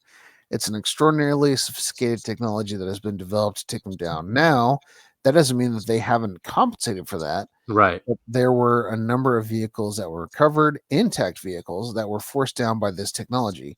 And so what I'm saying is that this wasn't a passive, just go find one that happens to have accidentally crashed and hit by lightning or something.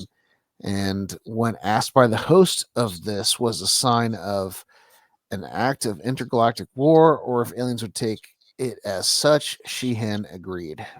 Yeah, it does seem like there's some secret war going on with the occupants of these crafts.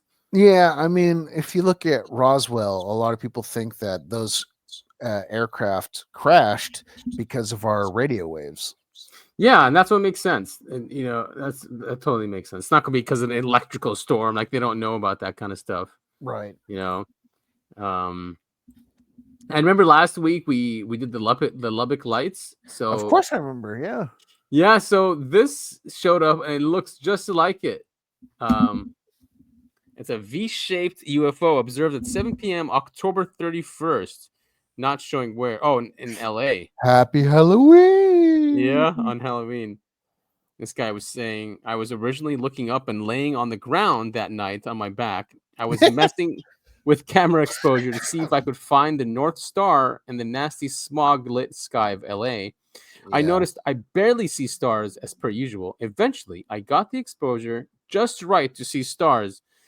Then out of the corner of my eye, I saw something not normal zipping super fast out of frame. I held my record button and prayed I caught it flying by. It seriously was traveling so fast. This made my year. I have pictures of the sky and stars of where I think Not was headed towards. Just DM me where I think Not was headed towards. Yeah, I mean, that thing is cruising. And, Lubbock lights, the Phoenix lights, the Hudson Valley sighting, the thing was going really slow. So this is kind of this is a change of pace. Yeah, definitely change of pace. Look at that thing. Yeah, that's probably the what's it called? The T3 RB. Oh yeah, could be. It's just quiet. Could be really high up there. It's huge. Yeah, it's crazy because for those of you who don't live in California, you cannot see stars in LA. It sucks. No way. You have to drive out. That's one of the things I miss about living in Montana is you could see the night sky and the Milky Way and Northern Lights every once in a while. Yeah, definitely. When you're here in California, there's just too many lights, especially LA. Yeah, you don't get to see the night sky. But this is not a drone. No. This is not the planet Venus. You never know, though. Could be farting. This is not swamp gas. Well, there is that around there. That looks like city lights, Not though, like this. in the distance. Yeah. I don't know. This is really cool footage. Very cool. Man, what the hell? I don't know. When I saw, I'm like, yes, just like I think this is too small to be the same thing as the Phoenix lights and the Lubbock lights. Yeah, this and looks too like fast, like you said. Yeah, this looks like an airplane to me. That could be one of ours. Yeah, this might be an airplane. Although it does look circular. Someone took a screenshot of it as well. It's over an airplane.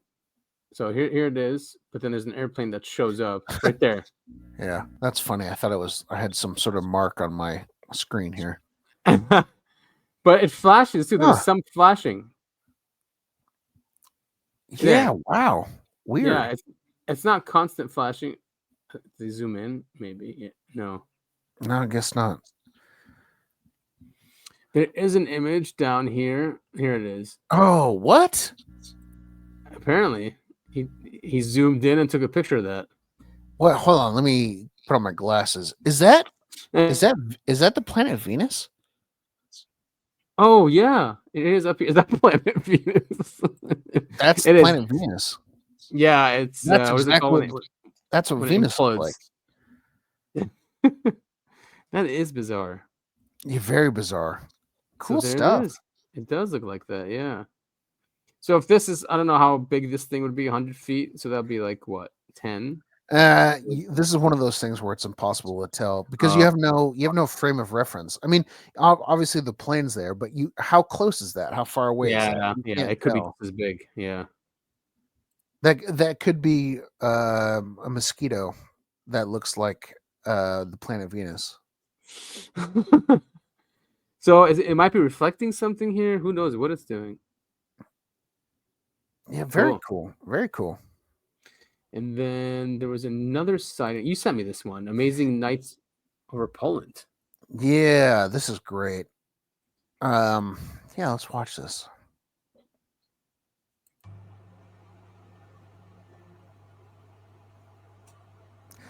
Now, you want to talk about Lubbock lights. This is it right here. So we have a light here, and then I think it's hard to say. I think those lights on the bottom are lights on the ground, and I think those ones flashing up above are the things that are actually in the sky. Whoa! But clearly, so is that in the water? No, I think it's up in the air. I think a lot of people saw this. Oh shit! Look at it turn! Whoa! And they separate. Or it was vertical and then it rotated to make it look. Yeah, no, I think this is really cool. This is really cool footage. Any explanation? How do I go back? Yeah, that's the planet Venus. That damn planet, man. It's is it because it's got like female energy? Yeah. Female energy. Never mind. I was going to make a joke about how it always picks fights with you. But never mind. All right, so this is the submission. Paranormal Polska.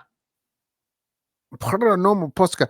Hello, everyone. As some of you know, I run a Facebook profile about UFOs in Poland. I have over 100,000 followers. Thank you for clarifying. Last night was exceptional. We received so many reports that we couldn't respond to everyone. It's hard to organize everything, but let's start from the beginning. Starting at 6 p.m., many people were observing the sky to see the Starlink satellites pass by, but it turned out that they saw much more. From a single yellow pulsating light to a military flares, a string of orange objects that, according to reports, traveled from Silesia to Warsaw. At one point, they hovered high in the sky, forming either a horizontal or vertical line. Oh, okay. One report, supported by recordings, is particularly extraordinary. One of our readers, working on a 50-meter crane, witnessed the entire event at 6 p.m. He describes it as follows. I was observing from the crane at a height of 50 meters in Szranka, near Warsaw. Initially, I was surprised by the intense airplane activity towards Neselisk. I'm not even going to try that next one. Yeah, where seriously. planes were circling the area. Many were performing some exercises. The planes flew around for about 2 hours, and I was watching an object that appeared after about 30 minutes. I live nearby and have been to that airfield for years, but I have never seen such maneuvers. The object was visible for about 30 minutes, appearing and disappearing, changing position from vertical to horizontal. It also changed color from warm tones to red and then to white, like LED light. Okay. When one of the planes seemed to approach the object or flew close to it, the object suddenly dispersed into 3 parts. Whoa. And flew off in different directions. It was hard to capture it on the phone because I was recording from the crane cabin through a window, and the object was several kilometers away. In the video, we see a string of objects several kilometers away, with helicopters appearing to circle around them. When one of the helicopters gets close to the object, it breaks into smaller parts and flies off in various directions. Frankly, it's the first time we've seen a recording of this type. It's truly incredible. Even the final explanation turns out to be the mundane. Nothing can take away from those initial feelings. Yeah, I wonder what they told him, Venus. When wondering what these objects could have been, one possibility comes to mind: drones. Drones, yeah. However, what drone would be visible from such a distance, and why are planes flying around them? We have many analyses ahead of us, but it seems we're in for particularly thrilling end to the year. Yeah. I should add that it's the first time I've received so much information about increased airplane activity. So clearly there was something going on here. It wasn't just right. A drone. Right. It wasn't just lights in the skies or a drone, especially the way it splits up like that. Yeah, that's crazy. And there was another one similar to it, and I'm not sure if this is one of the ones that they said they filmed it. It might be a reflection on a window or something. Mysterious lights vanish over Leicester skies during bonfire celebrations. Leicester. I have no idea.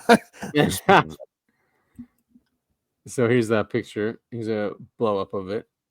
Yeah, it looks like the ISS or something. Yeah. Or when they're trying to give signals, like close encounters. I was gonna say this is close encounters for sure. Yeah. All right.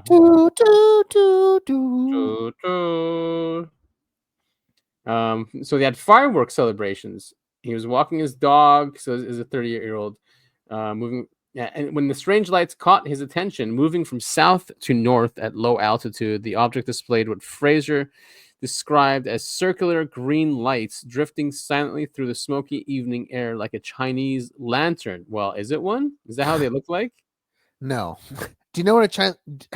Honestly, do you know what a Chinese lantern is? It just looks like an orb kind of, but they they twist it and it can fly and it keeps flying, right? Like it glides.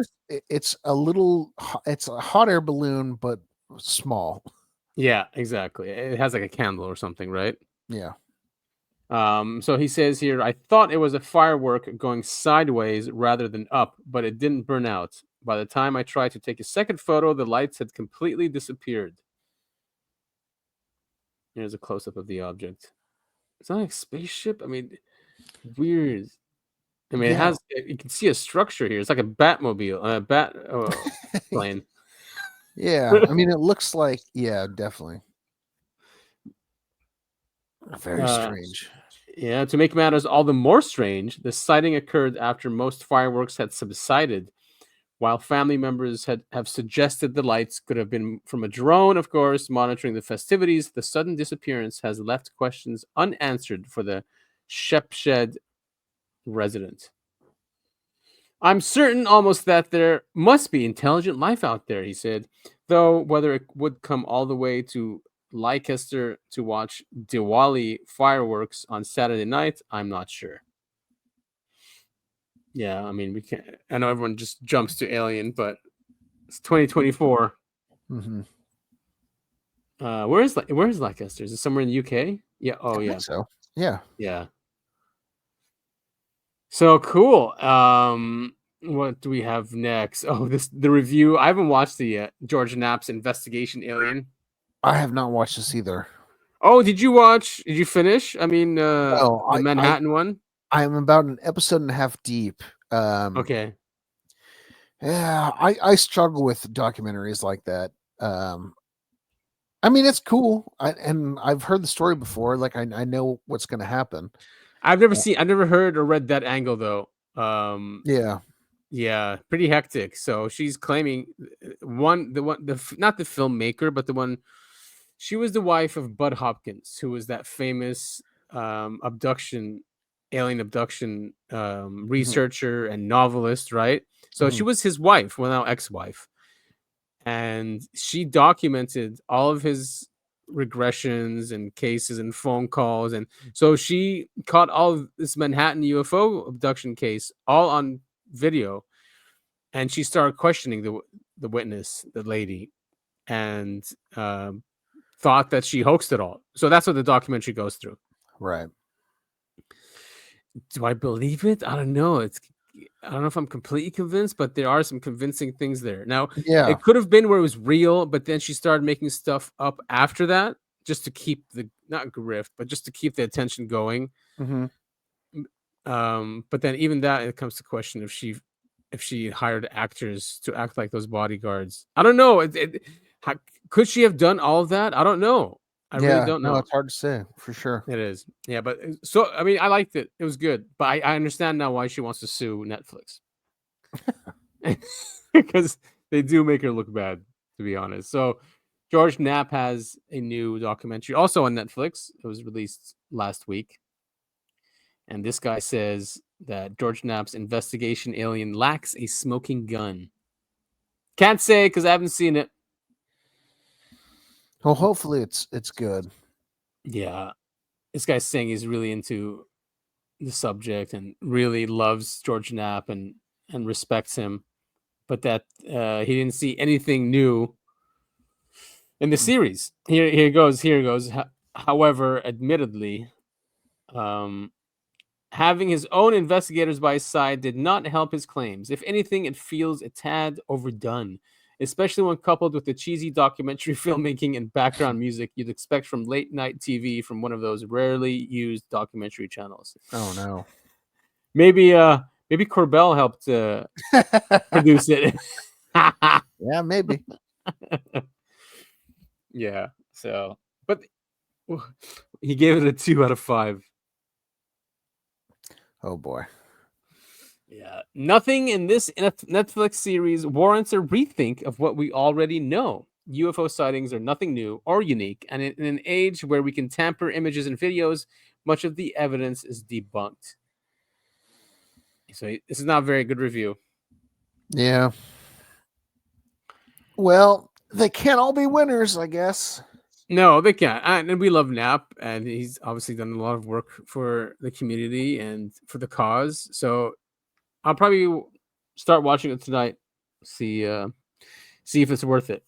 Nice. Okay. Yeah, report back. All right. Love to hear your thoughts on it. Will do. Then, did you hear the Japanese launched a wooden satellite?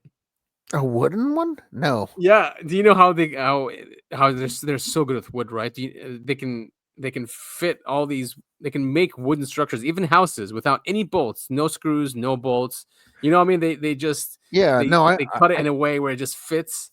Yeah, I know that, but a satellite, yes, with wood doesn't make a whole lot of sense to me. So they want to prove that wood is really strong in space. So they've constructed a satellite out of wood. Now there are some metal in there because of the electronics. Well, there has to be, yeah, right. But it does fit without any bolts and stuff like that. They understand that getting out of Earth's atmosphere is it's very hot, right? Very, especially on the way down. Yeah. Yeah. I don't know. We'll see what happens. I think it's. Or wait, they did send it already. And it got out of atmosphere? Oh, I'm gonna have to look it up now. But this one reminds me of it. So we're sending a satellite near the sun. Yeah, that should be interesting. Yeah, 6 million miles. That's so. Kilometers. Isn't that far? Yeah. Yeah. We're basically almost landing on a star. Okay. Well, yeah, I mean, the sun is going to burn that thing up super quick. Exactly. All right, so moving on from all that UFO UAP news, we'll now go into like some of the election stuff and what's going on internationally. Here's Dave Smith. He was on Rogan. He's talking about the media, and God, what a great clip! He's great, dude. Do you like him? Yeah, I do. It's just common sense, libertarian minded. Yeah, I like Dave. All right, so he's on Rogan here. I hate them so much. And I really think they deserve it. And it's not just that they lie about everything. It's like they lie about everything. And then they have the nerve to morally judge us. Like if you just watch even just the last few weeks of the Trump election, they're not in the business of reporting the news. They're totally just in the business of making you feel like you're a bad person if you don't fall in line with the regime. America has this giant war machine, right? Like we're just always at war. We're the most war-hungry country in the world. Even if we're taking a little bit of a break from a war, we'll fight 2 more proxy wars while we do that. America looks back at the 90s, Bill Clinton, as the time of peace and prosperity. We call it peace because we only fought a war in like Serbia and had a blockade around Iraq and were like bombing the crap out of Iraq with a few other military interventions in there too. You know, the UN estimated that Bill Clinton's sanction and bombing regime of Iraq, okay, everyone just thinks of George H.W. Bush's war and W's war, but Bill Clinton was bombing Iraq his whole, and you had a full blockade around the country. The UN estimated that 500,000 children died of starvation or malnutrition due to the blockade. Now, I've heard people argue, by the way, that number is exaggerated. Maybe it wasn't 500,000. Maybe it was only 100,000. So that's the time that we consider peace, when we were just starving 100,000 children to death in Iraq. And you, everybody in the corporate media, are in the business. Every single one of those wars, you've sold them. Everyone, my entire life, the media has sold those wars. And you're going to morally look down on me? You're going to judge me? Motherfucker, you're in the business of baby murder. Get the fuck out of here. You're looking down, judging an American because maybe I'm going to vote for Donald Trump, or maybe I dare to question the results of the last election. Fuck you, dude. Oh, exactly what we feel, huh? Go off. Yeah. I just, yeah. I mean, yeah. No comment, right? No comment, because I agree with everything he's saying. This is what Trump is planning on doing. As soon as he gets inaugurated. Yeah. There's a lot of stuff in here I like. There's some stuff in here I don't. Yeah, so this is his plan to dismantle the deep state. This is just one of the videos he's done. He's done a lot of them, laying out his plan and policy. Just like that's why we voted for him, or why people voted for him. My plan to dismantle the deep state and reclaim our democracy from Washington corruption once and for all, and corruption it is. First, I will immediately reissue my 2020 executive order restoring the president's authority to remove rogue bureaucrats, and I will wield that power very aggressively. Second, we will clean out all of the corrupt actors in our national security and intelligence apparatus, and there are plenty of them. Oh my God, could you just imagine this language? I'm like scared, like really scared for the guy. The national security apparatus. The departments and agencies that have been weaponized will be completely overhauled so that faceless bureaucrats will never again be able to target and persecute conservatives, Christians, or the left's political enemies, which they're doing now at a level that nobody can believe even possible. Third, we will totally reform FISA courts, which are so corrupt that the judges seemingly do not care when they are lied to in warrant applications. So many judges have seen so many applications that they know were wrong. At least they must have known. They do nothing about it. They're lied to. Fourth, to expose the hoaxes and abuses of power that have been tearing our country apart, we will establish a Truth and Reconciliation Commission to declassify and publish all documents on deep state spying, censorship, and corruption. And there are plenty of them. Fifth, we will launch a major crackdown on government leakers who collude with the fake news to deliberately weave false narratives and to subvert our government and our democracy. When possible, we will press criminal charges. Sixth, we will make every inspector general's office independent and physically separated from the departments they oversee, so they do not become the protectors of the deep state. Seventh, I will ask Congress to establish an independent auditing system to continually monitor our intelligence agencies to ensure they are not spying on our citizens or running disinformation campaigns against the American people, or that they are not spying on someone's campaign like they spied on my campaign. Eighth, we will continue the effort launched by the Trump administration to move parts of the sprawling federal bureaucracy to new locations outside the Washington swamp. Just as I moved the Bureau of Land Management to Colorado, as many as 100,000 government positions could be moved out, and I mean immediately, of Washington to places filled with patriots who love America, and they really do love America. Ninth, I will work to ban federal bureaucrats from taking jobs at the companies they deal with and that they regulate. So they deal with these companies and they regulate these companies, and then they want to take jobs from these companies. Doesn't work that way. Such a public display cannot go on, and it's taking place all the time, like with Big Pharma. Finally, I will push a constitutional amendment to impose term limits on members of Congress. This is how I will shatter the deep state and restore government that is controlled by the people and for the people. Thank you very much.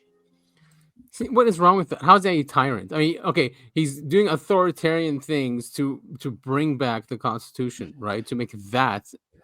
Well, definitely. I mean, again, I agree with a lot of his points, especially term limits for members of Congress. I mean, that's huge. I really hope. And the revolving door, right? Shutting that down, of them taking jobs when they leave government. It's truly criminal that people can, vote. Sorry, people can, they say, hey, Boeing is doing great things. Let's keep giving them funding. Right. And then they immediately go work for Boeing. Exactly. They go work, get a nice cushy job, get a seat at the board. I mean, that's $250,000 right there a year. The only, at the board. I don't. So his whole thing about the deep state and people who are quote unquote telling them spilling secrets to undermine his administration, that is kind of a slippery slope, because who gets to decide what the deep state is? Well, he was talking about for the FISA courts, right? He was saying basically that these judges don't even look at the evidence; they just rubber stamp everything. So they're going to try and change that. But I agree. I mean, if an administration is doing wrong, that should be leaked and outed. Yeah, if they are corrupt as well, for sure. I mean, if he means what he says, he needs to pardon Julian Assange the second Snowden. he gets into office. Snowden, right, as well. And Snowden, absolutely. But I'm kind of skeptical about that part. I know, we'll see. So far it's been okay. This guy's being Joel Salatin, a farmer and regenerative agriculture advocate, has been offered a position with the USDA, which is pretty huge. Oh, he's going to advise Thomas Massey. Massey won his thing. The only person who doesn't have a Israel advocate. Yeah, an APAC guy. Yeah. So he'll advise Thomas Massey, who's agreed to be Secretary of Agriculture. That is huge. Yeah. What a change it's going to be, man. Yeah. See, I mean, this is why people voted Trump. I mean, he is assembling a group of people who are, he's assembling a group of people who are against what we're sick of. The American people are sick of. And it's part of the MAHA, right? Make America Healthy Again initiative. So, we'll have healthy food. They'll take seed oils out of our foods and all that garbage. Get fluoride out of the water. And fluoride out of the water. Yeah, that's a new one as well. So good stuff. All good stuff. And then what do we have here? What do we have here? Wow, we got a lot of great articles up there. We're sisters who have saucy jobs. Oh no. Okay, scroll. So this is interesting. Ghosts are dying out because they only exist for 100 years, says paranormal experts. That's interesting. When you sent me this, I was like, because I it's not like I left, but I'm not very active. But like 2 decades ago, I joined the Rosicrucians. And I remember in some of the documents, they did say this, that I don't know how they know, but they say that when humans die, they're up in the spiritual realm for like 70 to 100 years, and then they reincarnate. So Yeah, weird I don't seeing know. this. I mean, I love aliens and UFOs and the paranormal. You know, ghosts. That's never been on my radar. I'm not sure. All right, it's complicated. Well, I mean, I agree. When I used to listen to Coast AM back in the day, whenever it was a ghost show, I never used to listen to it. Like, oh, not one of these again. I just think, you know, humans, they have energy and Mhm. they leave their energy in certain Yes. places, and I think that's probably Yeah. what ghosts are. I don't Especially think if it's there's a traumatic, right? Especially if it's a traumatic experience. right. Yeah. You output a lot of energy and hence ghosts. But I don't believe in like after you die, your soul gets to hang around and spook people. I just don't think that's how The it works. spooking is definitely not this. I think Yeah. there's like echoes or something, you know, along those lines. You know, it's complicated. The whole thing where people take photos and they see like orbs and they think those are ghosts. I just think it's It's dust. just dust. Yeah. Yeah. So what's this guy saying? Project Half-Life suggests that sentient ghosts seem to have a limited lifespan, just like living humans. So this is after like a 10-year investigation, right? Sure. I would argue that our findings show ghosts do conform to the second law of thermodynamics as they appear to run out of energy. He only died twice in homage to the James Bond movies I love. Sure. What is this? One ghost who is apparently yet to die. Their second death is the ghost of Prime Minister Sir Winston Churchill. Apparently, of course, they're always famous guys, right? Yep. Apparently, the wartime PM is haunting the women's loos of the historic Queen Mary, according to a ghoul hunter. Yeah, that sounds like Winston Churchill. But again, someone like him, who left a lot of energy on this planet, it kind of goes along with my theory. You know what I mean? Yeah. Oh, it's docked here. Oh, I've seen this. This is the one in Long Beach. Singer and ghost expert Brocard claims she saw the cigar-loving statesman stalking the hallways and lurking about the ladies' labs of the ship now docked in California. You're kidding me. Huh. I think it's a hotel now or something, right? The Queen Mary. It's a ship. Yeah, you can stay. It's a ship. Yeah, but yeah, cool. So you could actually go there and experience something like this. Maybe we should do that. That'd be a lot of fun. We should, right? It's right. Yeah. I mean, it's close by. Yeah. And I was making my way down the long, narrow corridor towards the restrooms. With each step, the air felt thinner, and I was overcome by an intense sensation of fear. Yeah, the veil's thin there. Oh, come on. It's like a movie. She's like, I opened the bathroom door, and it was filled with a thick mist. I felt like someone was following me, as when the door slammed behind me, it slammed twice, like someone followed me in. She added, Could you imagine, you know, you're in a hotel, whether it's a floating ship or not, you're in a hotel and you're on the toilet, you're taking a big old dumperoonie. Yeah. Elvis Presley walks in and he sings a whole song for you. You'd just be like, hey, this is weird. Like, who would believe you? You know? I mean, no one. Oh, thank you very much. Thank you very much. She then added, then I saw the full apparition of a heavy-set man with a cigar. He looked exactly like Winston Churchill. I darted out the bathroom door like a flash of lightning. It was the quickest bathroom visit I've ever made. Well, being as I don't get scared anymore, I'm gonna actually look into this. I would love to well, check the out. thing is, though, you're gonna have to identify as a woman that night, so you can get into the bathroom. I can do that. I've got long hair. Okay. I just have to shave. Let's do it then. Well, thank you very much. Uh, Yeah. So Pizzagate was a whole thing that got ridiculed by the media, which means it's real. Right. And so the 2.0 version is coming back around, even though Of course, because Trump is coming in. Yeah. So basically, so here's the title of the thing. John Podesta's friend who debunked Pizzagate arrested for raping toddlers. So this guy who was What a monster. He was the main. This is why everyone hates mainstream media. They pointed to this guy and said, see, he says Pizzagate was totally fake. No one's Right. raping kids. And then he gets arrested for raping kids. Editor-in-chief at the Recount, Slade Somer. And former Hillary Clinton campaign chair. Oh my God. Who was arrested last month for raping Well, multiple last month. I toddlers mean, this happened years ago. and babies. Oh, was it years ago? Oh. Yeah, no, this is not new news. Oh, that's why. Because look who commented. Elon Musk. That's why. Yeah, I mean, this is I just can't believe how memory hold Pizzagate got. You had all these politicians who were, and the owner of the pizza place is like this weird pedophile. Isn't that Not weird? this guy. I can't remember his name.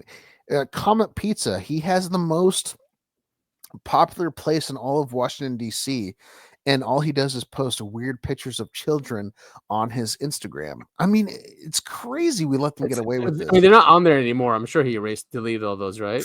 I don't know. He keeps getting away with it. Why wouldn't he keep posting? They love to do this in our face. They get off on it. Yeah, look at this guy. Another one. This Disney happened. and Pixar animator accused of paying for rape of children. Oh God. Bullhelm. Yeah. I don't even. I'm gonna try to remember. Boshiba is alleged to have spent 41,600 euros on sexual violence and torture of girls, which was live streamed to his devices. Good God in heaven. And he made animation for kids. So he goes through Disney here, and then who's in charge, all that stuff. Yeah, weird. It would get us canceled if we go. Yeah, I was gonna say we can't talk about who's running Disney, otherwise we'll Did you see this? I think she's Italian or something from the UN. They I asked her. I saw this. Listen to her answer about, do you believe Israel has a right to exist? I mean, her answer is hilarious. Do you believe that Israel has a right to exist? Israel does exist. Israel is a recognized member of the United Nations. Besides this, there is not such a thing in international law like a right of a state to exist. Does Italy has a right to exist? Italy exists. Now, if tomorrow Italy and France want to merge and become Ita France, fine. This is not up to us. What is enshrined in international law is the right of a people to exist. So the state is there, the state of Israel is there, is protected as a member of the United Nations. Does this justify the erasure of another people? Hell no. Not 75 years ago, not 57 years ago, surely not today. Where is the protection of the Palestinian people from erasure, from annexation, from illegal occupation and apartheid? This is what we need to discuss. Do you believe that Israel has a right to exist? Yeah, I mean, she's on like, point. It exists. It already exists. What's wrong with you? Yeah. No, I mean, she brings up a very valid point. Yeah. Unfortunately, with the way the world is going, you and I have talked about this. I don't think Palestine exists within another couple of years. Unfortunately, I'm not saying that. Yeah, if they get their way, yeah. I mean, look, there's two solutions. Either they just do one state solution, because two-state solution, forget about it. I don't think it's just not going to happen. But like a one state democratic for all, that's the only solution. This two-state solution thing is. And unfortunately, it's just not going to happen. I mean, you see how Israel, feels about Palestinians, how they feel about Arabs. I mean, they openly rape, kill, torture Palestinians, and they do it with glee, and they're so happy about it. And the Israeli people are just, they don't see Arabs as people. They see Arabs as less than people, unfortunately. Yeah, did you see what happened in Amsterdam? No, maybe. Well, Which one? Let's play this one first of Trump before he left office. There's a clip of him talking about the peace process with Israel Palestine. Funny stuff, especially with Netanyahu. But a lot will have to do with Israel and whether or not Israel wants to make the deal. As far as settlements, I'd like to see you hold back on settlements for a little bit. We'll work something out, but I would like to see a deal be made. It might be a bigger and better deal than people in this room even understand. That's a possibility. So let's see what we do. Yeah. Doesn't sound too optimistic, but that's... I was disappointed in Bibi, just on a personal basis. I thought he wanted to make a deal more than Netanyahu. And I will be honest, I had a great meeting with him, Abbas, right? I had a great meeting with him, and we spent a lot of time together, talked about many things. And it was almost like a father. I mean, he was so nice. Couldn't have been nice. And after meeting with Bibi for 3 minutes, I looked at him and said, "You don't want to make a deal, do you?" And he said, "Well, and the fact is, I don't think Bibi ever wanted to make a deal. Why? I thought the Palestinians were impossible, that the Israelis would do anything to make peace and a deal. I found that not to be true. Yeah. Yeah. Well, I hope he remembers that once he gets into office. I know, right? I hope so too. I hope so. I mean, we know that he's not going to send our boys and girls. You know, we know that for sure. But I mean, that's the thing about stuff going on in the Middle East is Palestine wants to survive. Israel wants to destroy. Yeah. Yeah. Hopefully he has an influence on them. I don't know. We'll see. So this is what happened in Amsterdam. All right, sweet. So Israeli hooligans who were rampaging around Amsterdam last night ended up beaten by a local Moroccan population. Yeah, what really happened? Is there a video? Well, it's a thread, so there are some videos. There is a Sky News one, which Sky News deleted. It's not. You want to go? Usually, it's just 30 seconds. It's a nice summary, but it's not everything. Well, we can play that. So basically, something happened. Well, okay, I'll update you after. Wordt op het rokin een vlag van de gevel gehouden en ze vernielen een taxi. Op de Dam wordt de Palestijnse vlag in brand gestoken. On the day of the match, a large group of Maccabi fans gathered in Dam Square in central Amsterdam. Some arrests were made after trouble between the Israeli club's fans and pro-Palestine protesters, police said. Then, on their way to the match, some Maccabi fans were filmed singing racist songs. Yeah. So that's what happened. They went around. They started. They didn't. I mean, if we go back to this thread here, they didn't respect. Yesterday there was a match between Ajax Amsterdam and Maccabi Tel Aviv. At the beginning of the match, a 1 minute silence was observed for those who died in the floods in Spain. The Israeli hooligans refused to pay respect and tried to break this silence by behaving shamefully and inappropriately. I think my biggest beef with Israel is they always act like they're getting bullied or something when they're one of the most like they're victims, like they're the most well-funded country in the Middle East. I mean, they're spoiled, man. They're spoiled. They're like spoiled children. That's what they are. No kidding. Yeah. Their government, even President Biden, like all the European leaders, President Biden, like everyone started saying that it's a pogrom or that that they're being hunted down just for being Jewish, that people are anti-Semitic. When they did all this, look, Maccabi hooligans chanting, "Let the IDF win" to F the Arabs. Yeah. I mean, that's just part of a longer song mentioning there are no schools in Gaza because there are no children left. Ugh, disgusting. They were pulling down flags. Look at that. That's the thing is Israel does everything that they claim is happening against them. They do all of the terrible things. Yeah. So then the Moroccans just went out and they started beating up Israelis. Because it's weird. It's their town. It's their city. Talk shit. Get hit. Yeah. Exactly. And this is after Israeli soldiers who are currently involved in the genocide and ethnic cleansing in Gaza are outraged and immediately began to publicly release material from the crimes mentioning Amsterdam. So they started taking it out on the civilians in Gaza. Yeah, weird. Oh God, and they still claim to be the underdogs. Just unbelievable. Yeah, and this happened live on social media, so everyone knows. But the media is saying that no, it's anti-Semitic. Yeah, mob. weird. And if you go and research who the higher ups at the media companies are, you'll be super surprised. Not. I know. Yeah. Do you remember 2016, or I guess it was 2015?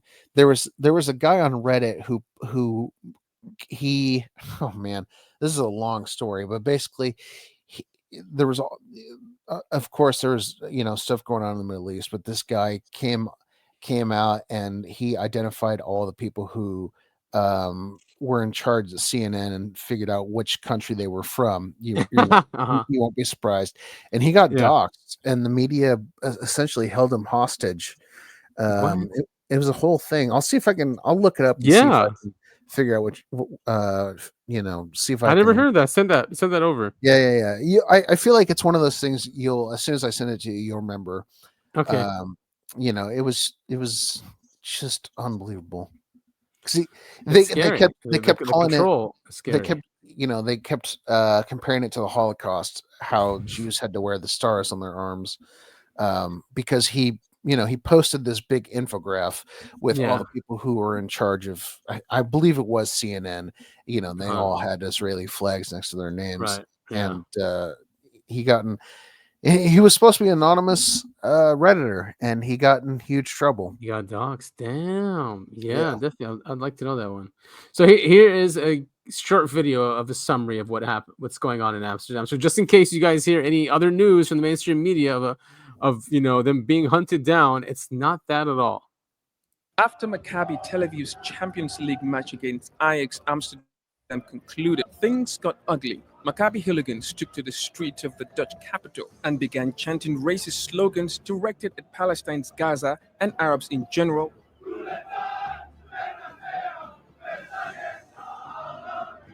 and ripping off Palestinian flags from homes. The shouting and taunting eventually led to violent clashes with locals, leaving 5 people hospitalized and 62 arrested. But there's more. Dutch publication De Telegraaf reports that Israel's intelligence agency Mossad had sent agents to accompany the team amidst potential security risks. The Israeli football club is no stranger to controversy. It has an openly racist fan base that regularly targets Arab players, even those on their own team. Since 2009, under Canadian Zionist owner Mitch Golder, the number of players of Arab origin has dropped significantly. Known as Maccabi fanatics, the team's fans aren't only about football. They are also vocal supporters of PM Benjamin Netanyahu and have gone after anti-government protesters in Israel. In 2015, they displayed an anti-refugee banner at a match, and in March, they attacked someone carrying a Palestinian flag during a fixture in Greece. Following the recent riots in Amsterdam, pressure is increasing for UEFA to impose more drastic measures rather than mere fines on both Maccabi Tel Aviv and its violent and racist fans. Will we finally see a change, or will UEFA continue to allow this extremist behavior?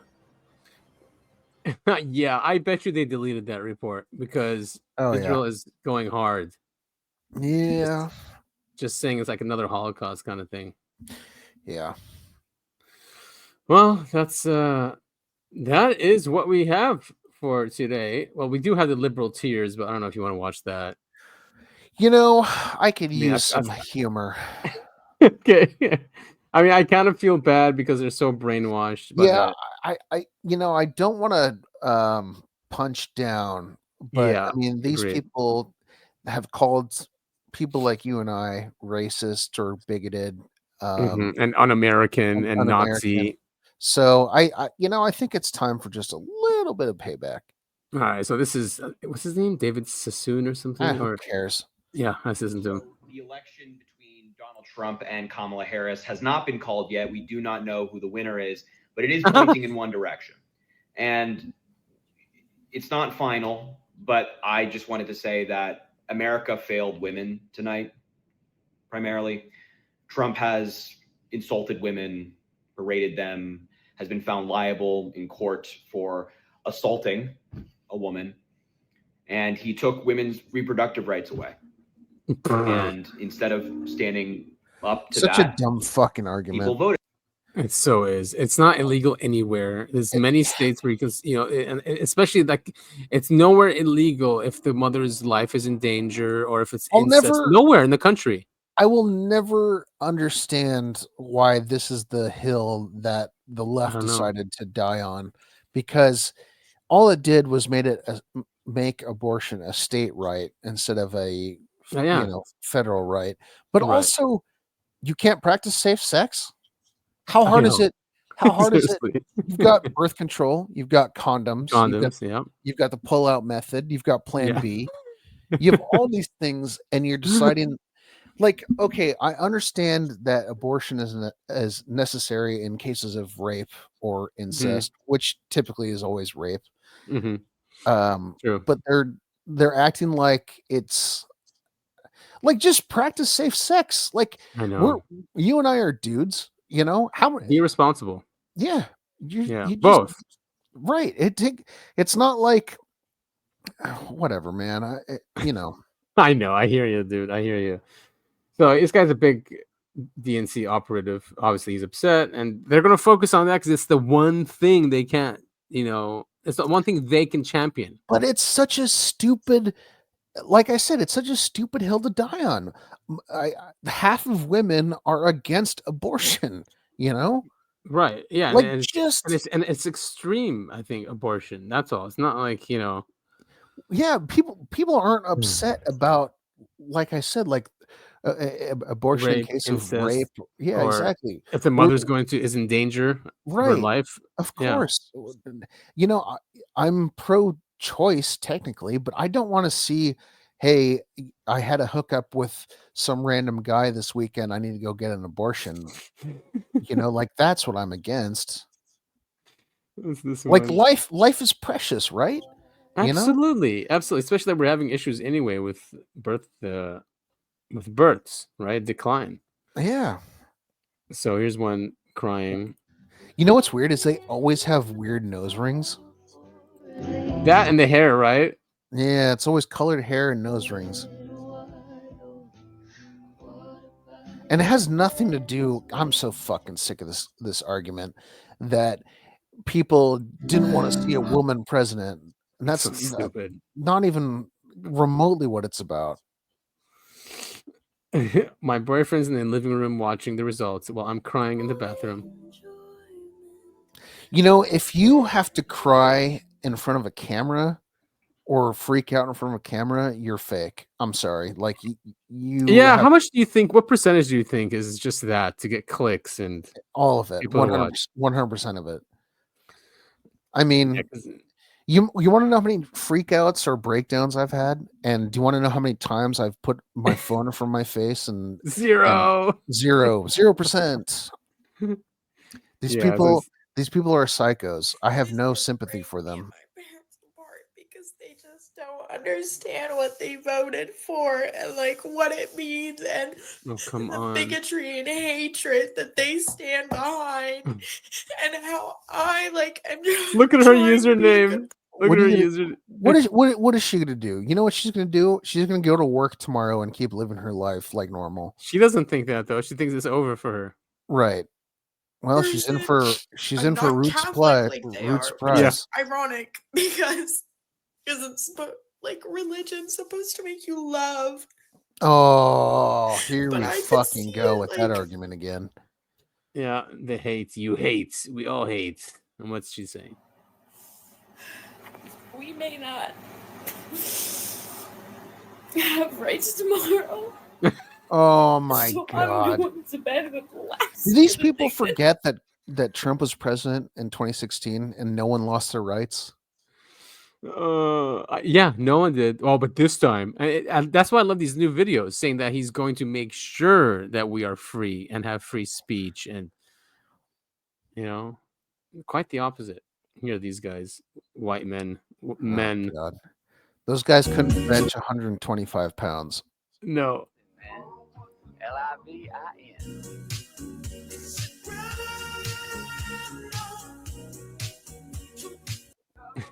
All right, sweet. It just keeps going. Heartbreak. My BC Kamala just lost. Yeah, I mean, these are fake freakouts. They gotta be right. If you have time to set up the camera, and post this, then you're not. These are all fake. I'm sorry. I have no sympathy. Could for it be a these people. generational thing too, or because they just completely live online and Yeah, I mean, I guess, but shit. What'd she say? I'm killing him too. I'm killing it. Wait. If I get pregnant and my boyfriend says I have to abort, I'm killing him too. Wait, so is she Because against I'm abortion? gonna get the double homicide charge, baby. Oh, double homicide, both. So she's against abortion or she's for abortion? I don't know. If I get pregnant and my boyfriend says I have to abort, I'm killing him too. Huh? Because I'm gonna get the double homicide All right, charge, I'm over baby. this. Oh my god, this guy! Look at this guy. Fuck. How are we supposed to live another 4 years like this? What the Wait, hell? the last 4 years? What are you did talking you about? do to- You've been living under Democratic rule for the last 4 years. All right, I let's know. let's All right. stop watching these. I'm over All it. right, we are done. We can definitely. Yeah, let's watch play this one over in more time. Wait, your browser has lost connection. Am I still connected? Yeah, no, I still see everything. Okay. Oh, I don't hear any sound though. You there? Can you hear me?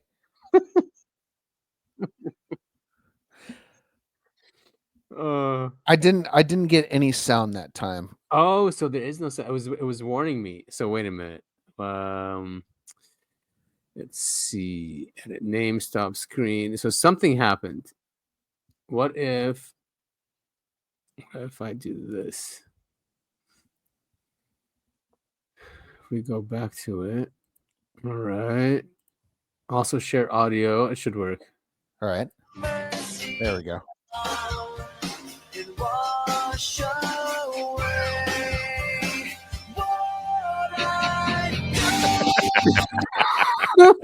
I bet you that's exactly what happened. I swear. think so too. I think so too. Oh, beautiful. Oh man. Well, what a week, huh? What a week. I'm really cautiously hopeful for the UAP stuff the next few months. We'll see what Trump actually does here going forward. Yeah. We want to thank you all so much for listening to the Uncovering Anomalies podcast. That is, I demand to know, Adam. Yes. And demanding Adam, where can we find us on social media? Well, you can find us exclusively on X. We're not being paid yet, so let's grow the channel over there. But you can find us on X. We'll retweet Elon Musk so he can see the show. Yeah, so help us grow on X and other platforms, and share us with your friends and family, and on your social media. You know, we have a lot of fun on the show, getting the information out there. And follow us on our handle is UAP the podcast. I'm at Breakaway Civil, and Topher is at Topher at all. And you can find us on all podcasting platforms and video platforms like YouTube, BitChute, Rumble, and Odyssey. So, and we have a support link at the end of every single show. So make sure to click on that, buy us a cup of coffee, show us some love. It'll be great. So that's all. But, you know, we'd love you to get the word out there about the show. And we are here every week. Obviously, we might be taking a couple of weeks off, right? At the end of the year here. Yeah. The end of the year is coming up quickly. I will be out of town. Right. But I think we should be right on track for episode 100, like right by the end of the year. So we'll do something special then. Yes, we will live stream that our 100th show. Yeah. Well, we want to thank you all so much for listening, and we really do appreciate all of y'all's feedback. it means the world to us. It does. Yes. Adam always screenshots the comments we get on videos and sends them to me, and I'm tickled pink every time I see, when you guys interact with us. It's great. Yeah, we of course everyone corrected about Fat Tuesday, so now we understand what Fat Tuesday is, and that's not when election happens. Right. We know that it's Slim Tuesday is when elections happen. Yeah, from standing in line for so long. Yeah. All right, good stuff. That was fun. For sure. Can you play that clip of that clip one more time? We'll wrap it up that way. Yes. Go directly into the credits after this. All right, we'll do.